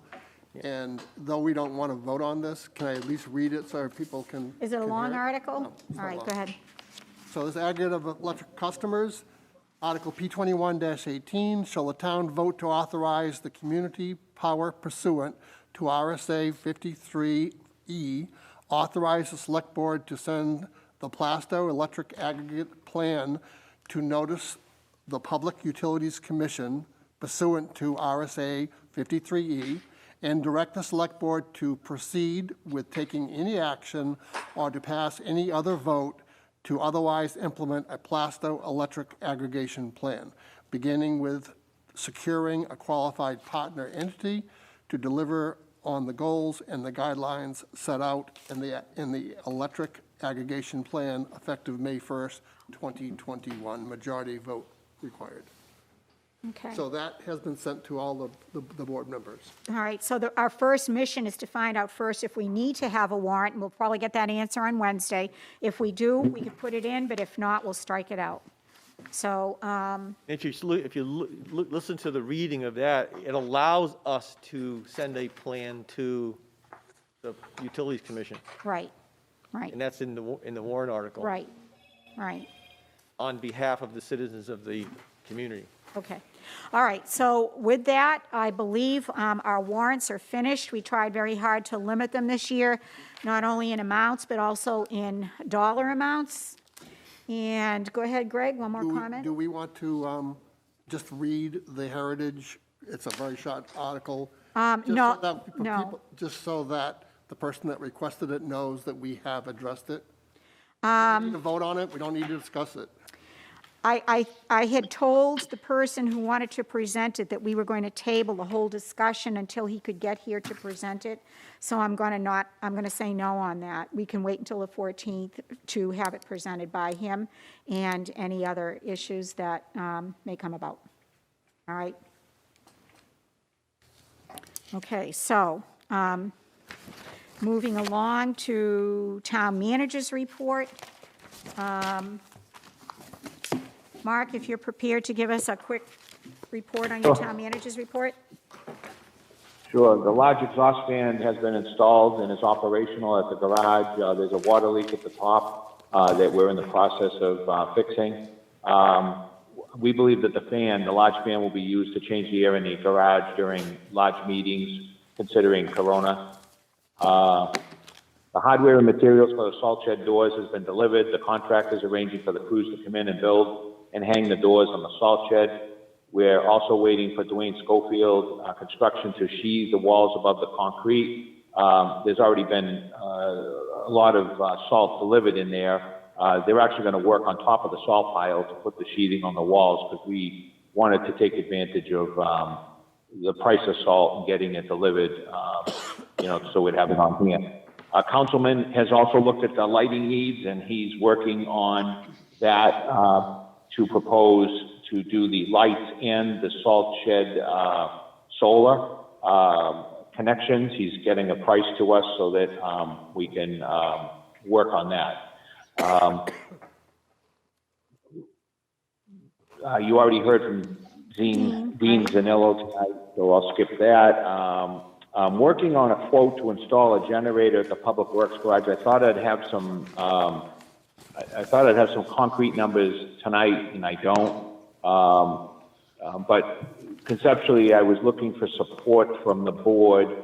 You don't have to necessarily make a motion if you want to give me the green light. That Greg and I have talked extensively, and we're managing the budget, the 2020 budget. And what we're proposing is to spend about $50,000 to $60,000 to put in a natural gas generator of sufficient size, including the installation costs, at the Public Works garage, which would support the building, obviously during meetings, during elections, during deliberative, and with the upcoming COVID vaccinations. And ironically, tonight I received a notification, just hang on a second so I get it right, concerning this. I had a pretty good idea this was coming, and while we were in the meeting, I received this notice related to this. So they're planning on the COVID-19 vaccination response in the region, and they would like to speak with me and the team here in town, emergency management, fire and police, about planning efforts for the Plaistow area. And they've scheduled a meeting for me or for all of us on Wednesday at 10 a.m. So I kind of knew that this was coming, and this generator conceptual plan to put a generator in is to get a generator in as quick as possible to support what is coming at us kind of rapidly. It's changing daily. So we can come back to this unless you want to just give me a consensus if you're okay with us, with Greg and I, using 2020 operation budget, the operational budget money, and we won't go over the bottom line, and we'll install the generator and get that hooked up as soon as possible. And I'm talking like in a few weeks. All right. So I'd like to hear if the board has any questions or All right, concerns. Julian has a question. Okay. I have a question on, will any of this money spent for the generator, because you're going to be using it for other than just Plaistow and for emergency purposes, will there be any grant funding to supplement paying for some of the $50,000, which is basically going to come out of our taxpayers' money? I asked him that already. So I can tell you, I'll give you a direct answer because I researched it over the holiday weekend. So EMPG grants, which are out there for generators, and public works facilities are a second tier. They're not a primary, but a second tier. Normally would go through the application process, but there is no, as I understand it right now, there's no flexibility or consideration for giving any retroactive grants if you go ahead and do it. However, we did reach out to New Hampshire Emergency Management today. The Emergency Management Director did. He spoke to our representative. We've asked the question. We've asked it about FEMA, and we're also going to follow up. I understand that I would also like to have, say, New Hampshire Health and Human Services or Emergency Management or FEMA, somebody contribute to this. But we're really at a point where if we waited for a grant or to apply for a grant, it's gonna not happen for 6 months or a year. And if we do it, we may not get a reimbursement because we went ahead and did it. But we are asking the questions. But I think we got to just make a decision and say, you know, we're going to use it in the future, long term, for our public works garage and our meetings and deliberative session and our elections. It would be nice to get a grant, but I understand the point is obviously if we could get a grant, but it's not going to happen as far as I understand right now. But we have asked, and they could come back with a positive answer, but I'm not going to lead the board to believe there's going to be a positive answer at this point. Okay, so what I'd like to propose is that we take a consensus from the board to direct you and Greg to move forward with this project, and then you can come back with us with some firm numbers, and we will put a formal motion on the floor to approve it. Are you comfortable with that? You could do it that way, or you could just, give us a consensus that we're going to get it done. My fear is that if I get some numbers in the next couple days, and then I have to wait till the 14th to come back to the board, that I've been wasting valuable time. So my intent is to get it done right away. Well, we understand that, but we also can't motion for a specific number if you don't have it yet. So will you satisfy? Go ahead. You don't have to have a specific number, and you don't have to take a vote. I'm just asking for a consensus that you support. Yes, Greg and I doing it within our budget constraints right now. So we're not asking for a formal vote. Right. We're going to get it done with some money that's in the current budget. Right. I think that's what I said, but maybe I didn't get it across that way. So, Julian, one more question before we take a consensus Not really a question, vote. it's a concern. If this was for our own community, whatever, I get it. We want to do everything for our own communities, for our safety, health, et cetera. But you keep telling us maybe this is going to be for the area, which means it's not just Plaistow residents, it's Atkinson residents, it could be Kingston, it could be whatever. And yet, why would we want to bring all this into our community at our cost, for instance? And I know it's a good thing to do, but it's a concern using our funding, and I know you're communicating with the state, et cetera, to see if we can do something. And you're right. You have to start doing the process now, or else it won't be ready when you need it. I'm just saying that's my concern. Okay. And we are part of what they call a regional network, and it does list the towns. And we're designated as a site. I think, quite frankly, we just have a very attractive site, and they realize that, and it works for logistics. I just think that, we're in a pandemic, and the pandemic's getting worse by the day, and it's not going to get any better in 30 days. It's going to get worse. And I think that sometimes this is just a point in time where, we're going to we are going to be a regional site, and it is going to be other people, but in this type of a pandemic, what you're doing is vaccinating people, and you're actually protecting people by vaccinating them. So I wouldn't want to hesitate on doing it. And at the end of the day, the town is going to be better off by having the generator for all of our other uses. So it's not like we're spending money for other communities. We're spending money for Plaistow, and it's going to have a long-term, usefulness to the community. But that's not to say that I won't make the argument when the time comes that we would be looking for some type of reimbursement, because we already started that today. Okay.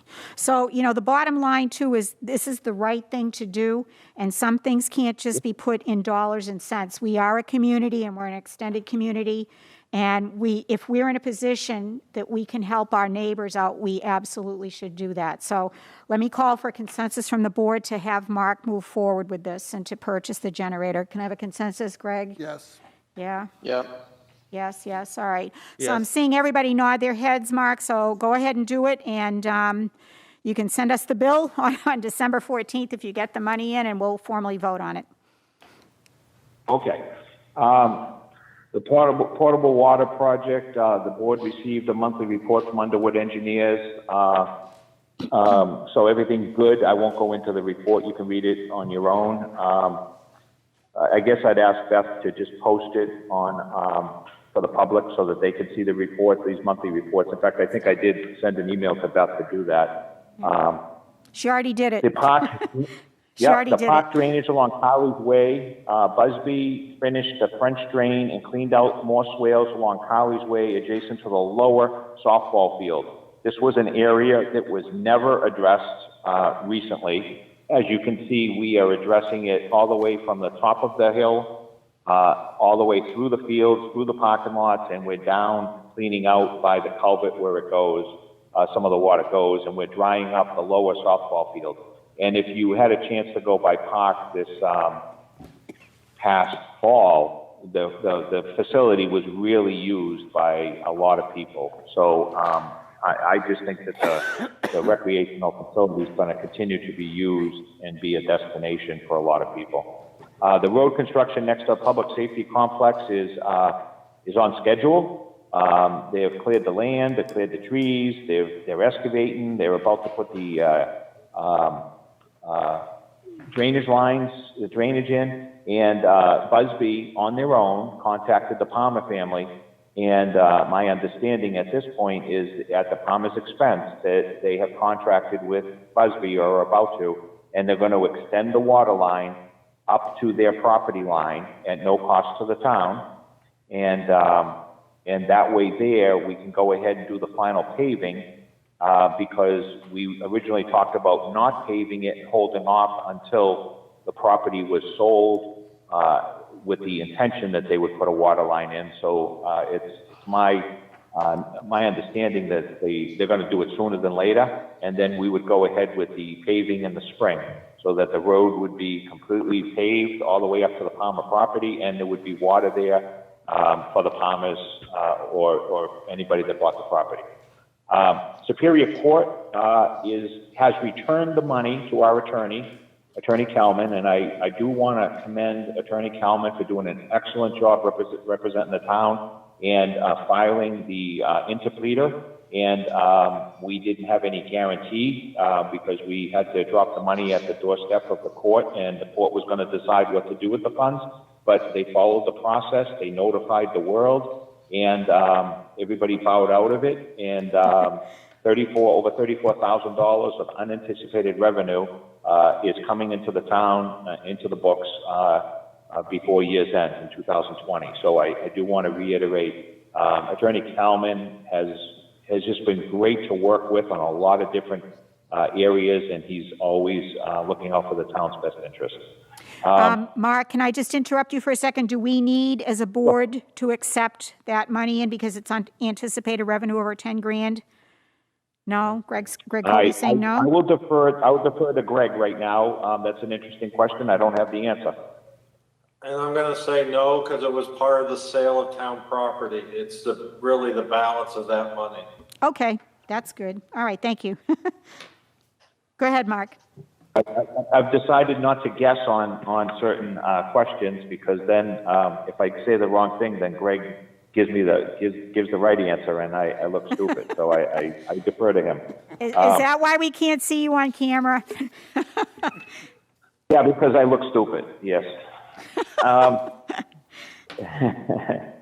So town road paving. So I asked Dan for a list. He did supply me with one today, and I'm not sure about really talking about anything before I have a chance to talk to Dan.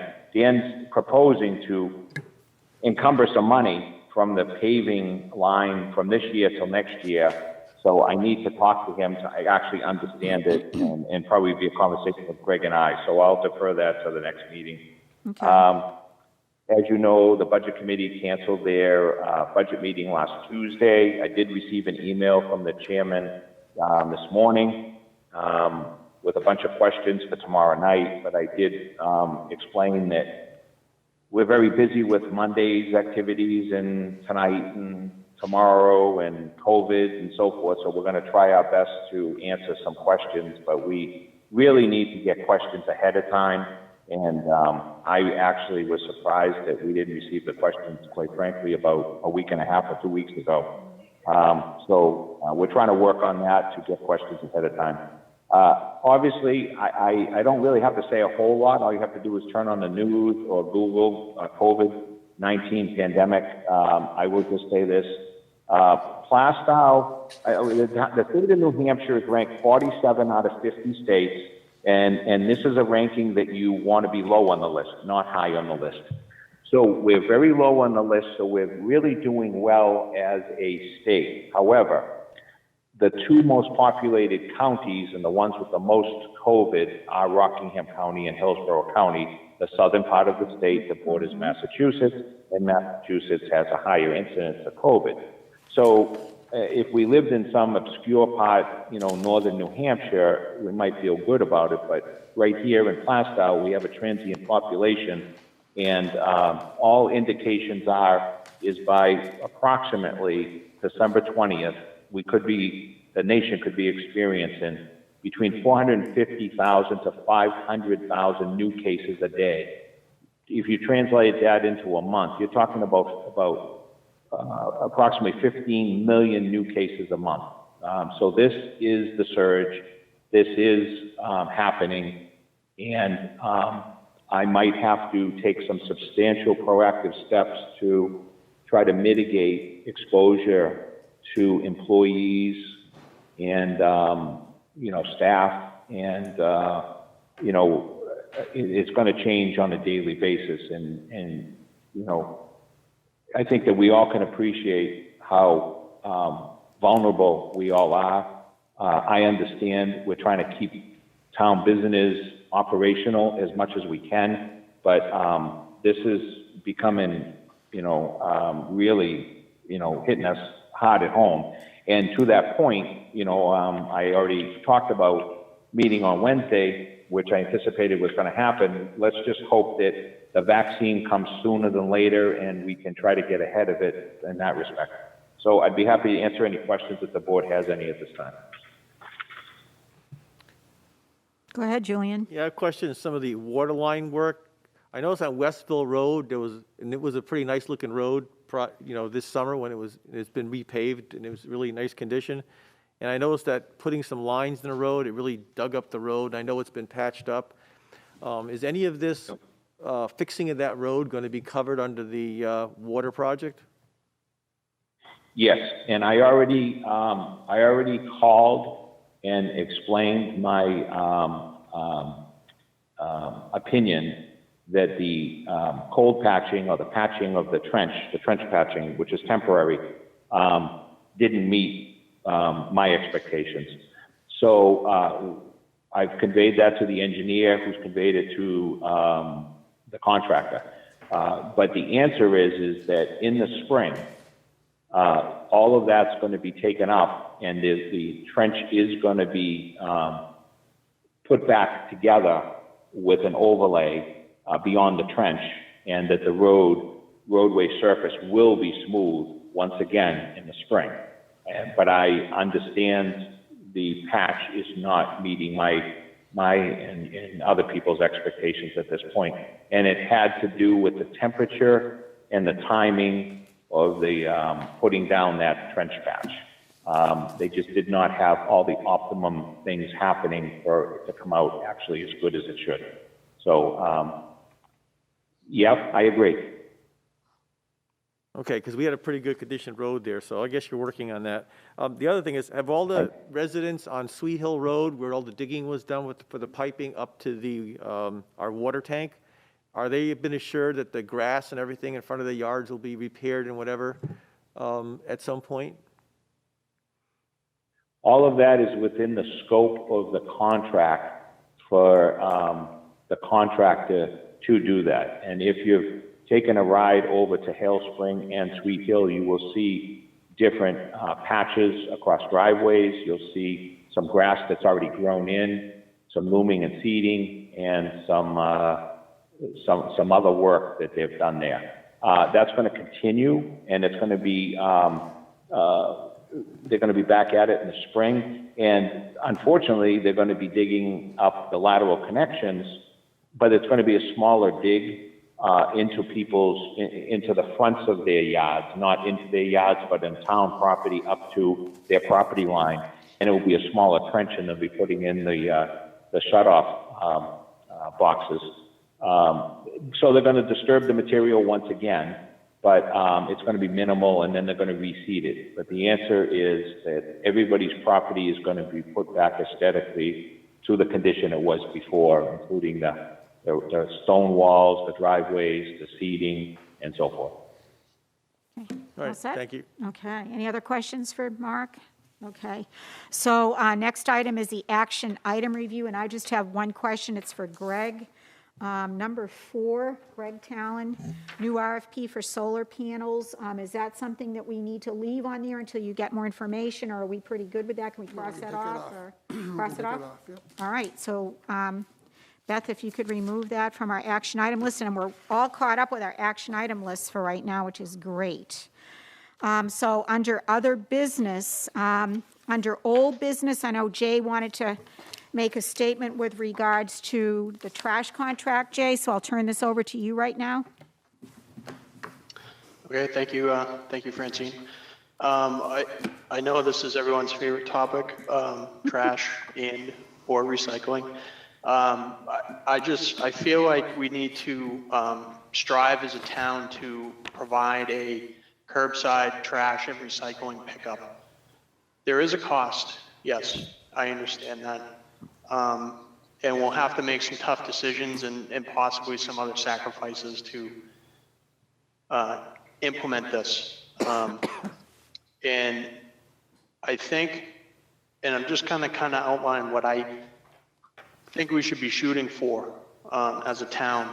And I feel like the best way to do this is going to be with a 96-gallon recycling bin, and then one 64-gallon receptacle per household. And before you cut me off, let me continue because there's a little more to add to that. This will effectively, my headset's dying. This will effectively force people to recycle more if they have less trash capacity to store their trash materials. So, and that being said, the other benefits I see to this is that, you know, the barrels will be covered. As far as recycling is concerned, I believe one of the reasons for contamination is wet material. So having these covered containers will help mitigate some of that. Some of the things we can think about with this is providing additional barrels for houses, and we can make that determination based on the number of bedrooms in a house, and we have all this information in our tax cards. One option we can do, and potentially is a revenue option, is to charge a fee for that additional barrel every couple of years at the cost of the barrel. So if it's $150, you potentially charge $150 every 2 years for the cost of that barrel. That's, again, this is something that will help maybe offset some of the revenue, some of the expenses that we're incurring with trash and recycling. Any additional barrels above that, we could charge for those as well. We would still have the dumpster pickup at various locations around town. As far as bulk pickup is concerned, we would potentially move to a 3 to 4 times a year bulk pickup. And in this case, it would be something similar to, you have a fee schedule that we would determine, you know, if you're throwing out a mattress, it's X amount of dollars. And this could be something that we determine the schedule, we determine the cost for each of these items so that when I throw out a mattress at the curbside, my neighbor isn't helping foot the bill for my mattress, right? So, and that's what we're dealing with right now with some of the bulk pickup, is that the more we put out, my neighbors may not be putting out anything, but I may be putting something out every week that's extra, that's a bulk pickup item. So by doing this bulk pickup 3 to 4 times a year, we could have residents sign up for these events. And if they have large items, like a mattress or a bureau or whatever, they'll pay a fee for that. And depending on what vendors we have available to us, you could potentially have a transfer station that's available for them as well, where they would come to the town hall, get a permit for the items that they're going to be tossing, and pay the fee for a mattress or whatever that they bring up there, and they'll check in at the transfer station. So I'm just trying to come up with some other options that it's not huge revenue generators, but it's something to help try to offset some of the costs. Hold on. The other thing, and working with these vendors, we need to come up with a comprehensive recycling initiative to try to get people to properly recycle more. Trying to do that now a little bit on the Facebook page, and sharing some of that information. And in talking to other towns that have gone through recent changes with their trash and recycling contracts, one town in particular moved to a 10-year contract, and they were able to reduce the year-over-year base fee increase. From right now, I think some of the estimates we saw were 4.5%, 3.5% to 4.5% for the base fee. One particular town was able to do it at 2% year over year, and they locked in a 10-year contract. So there's potential there, and I know I don't want to tie anyone to a 10-year contract, but in the essence of saving money, you might save money over time to help, bring to the town a good recycling benefit. Now, I know we're looking at a subscriber type service. Now we're going to look at having 2 different services in town with trash and recycling. But I don't know, I just feel like we need to do a little more to provide this to our townspeople.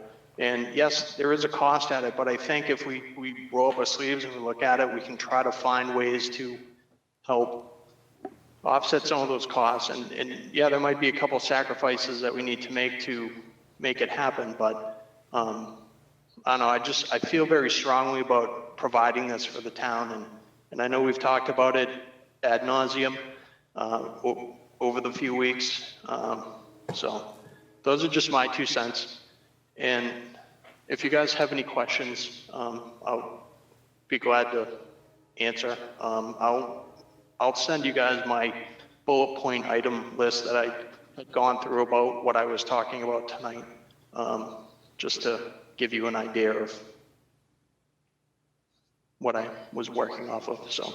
Okay, go ahead. Julian's got a question for you, Jay. Well, I don't have a question. I mean, I agree with the concept of pretty much 100% of what you said.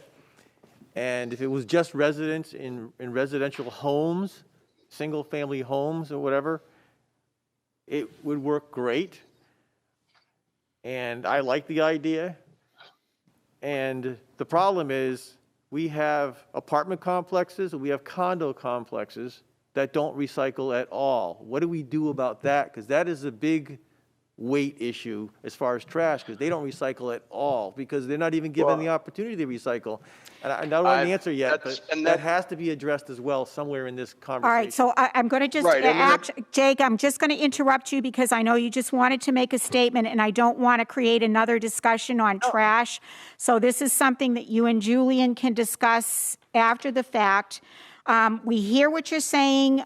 We have spent months voting on a number of the things that you had addressed, and we are looking into them, and we understand your position, but this is not the time or the place to discuss this. We have already voted on a lot of these motions. I'm bringing it up in old business. That's all. You can bring it up. You've made your comment, and we do understand, but we have voted on a lot of these issues, and a lot of them are being implemented, and we just have to wait until the RFPs come out. And I'm going to allow Julian one more comment, and we're going to move on. Go ahead. I make a motion to overrule the decision of the chair and let Jay answer the question. I'll second. All right, can I have a roll call vote? Ms. Hart? No. Mr. Talion? No. Mr. Kishka? Yes. Mr. Blend? Yes. Mr. DeRoche? Yes. Okay, answer the question. And to answer your question, Julian, I'm not sure about all of the condo complexes around town, but I know on West Hill Road, People put out recycling at the curbside and JRM picks it up for them. So it's the Cono Complex over by Freedom Tire. Okay, thank you. I just want to make one point. I don't mean to be disrespectful in any way. I just think this is an important issue, and a simple answer could be allowed, and I think we got our answer. Thank you. Okay, all right. Are you finished, Jay? Are you all set, Jay? Yes, thank you for allowing me the time to speak. Appreciate it. You are so welcome. Okay, so under other business, under new business, and to Mark's comments with the resurgence of COVID-19, there is a large possibility that the town hall business is going to be minimized over the next several weeks. So to that end, I would like to strongly urge boards and committees who are meeting in the Great Hall to consider meeting remotely to try to minimize our exposure to this disease. And I would like to be speaking with Dean very shortly, because I'd like to actually hold our next board meeting on the 14th virtually. So I'll need to get together with him and Mark to look at all of the little details and all the rules and regulations that we need to abide by so that we can provide remote meetings for the foreseeable future. And I would recommend that as many boards and committees do the same thing. Go ahead, Julian. Yeah, we have a budget committee meeting that, as far as I know at this point, has not been canceled tomorrow. And my concern is the reason we canceled it because of some people were exposed potentially to COVID from the last meeting. Right. And I just want to make sure that whoever they are, that they they have been tested and that they meet the Quarantine requirements, period. Right. Because I don't want to put anyone at that board at risk. I agree. Including myself, because I'll be there. And that is up to make sure that's complied with. Yeah. And if not, then we need to make sure that the remote meeting is set up properly so that we can't get ahead. We're already behind in the budget process. We cannot get it delayed anymore. So we really have to move forward and have it run smoothly. So it's really, I think it should be a priority. And I believe that is up to the chair to make that determination, but also they need to be mindful of the quarantining requirements as well. So it is, have a but good we are point. the governing body still, and we need to make sure the business of the town gets executed in timely fashion. Yep, absolutely, absolutely. Go ahead, Greg. Sorry. We currently have a protocol downstairs. Yep. Everybody has to go through that protocol. And one of the protocols is, have you been in contact with people with the virus? And the answer is yes for those two people should not be coming to this room. I just want to make sure that if that's the case, that the plan is done ahead of time, not at the meeting, and it'll become a fiasco. And I'm concerned not only because they came in contact, but because they were also in contact with the rest of the budget committee. There may be a question about whether they would meet the protocol. I'm very, very concerned that we're going to spread this right through the town if we allow them to show up here, present. Yeah, I don't know the answer to the question because I personally don't know whether they were tested or not. So that's. So I guess, Mark, this begs a question for you. Should our health officer contact the board chair and get some definitive information and make a determination as to whether that meeting should occur remotely or not?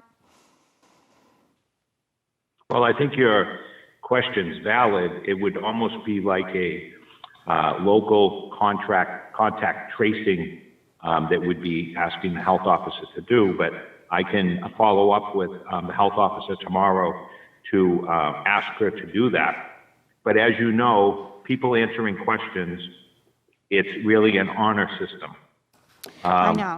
It's only as good as people being honest. And that's all I have to say about the topic. I'm not making any accusations people aren't being honest, but it is a yes or no thing where you're asked a question, and it's only as good as your answer.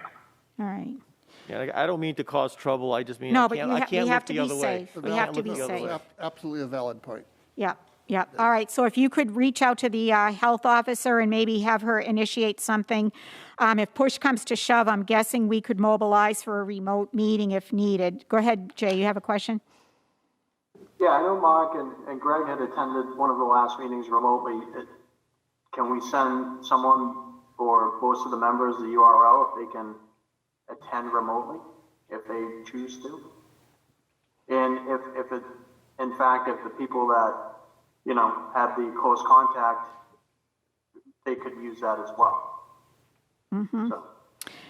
I think that's definitely possible. I'm not honestly sure, Jay, if everyone has the capabilities of doing remote meetings with their, if they have the computerization to do that, but obviously that begs a question, and we should be looking at that anyway for all of our boards and commissions. So we can certainly do that. Telephone call is all it's necessary. So if you don't have the equipment, you can pick up the phone. Well, that's true, yeah, And good you can point. call in and engage in the meeting. You know, and my big concern is we have a lot of in the high-risk group that are in that budget committee. Yep. It's true, true. All right, so Mark, would you keep us apprised of that if you could? Yes. All right, thank you so much. All right, so signature folders have already gone around. Everybody signed off on that. Does anybody have any selectmen reports before I end the meeting? No, I don't think there's much business going on. So at this point, our next meeting is going to be December 14th. We're going to finish off the warrant articles. We'll talk about encumbrances. Greg has a presentation that he wants to make to us, and I think we're in good shape for the end of the year. So without any further ado, if no one has any other business, I'll adjourn this meeting at 8:35. All right, good night, everybody.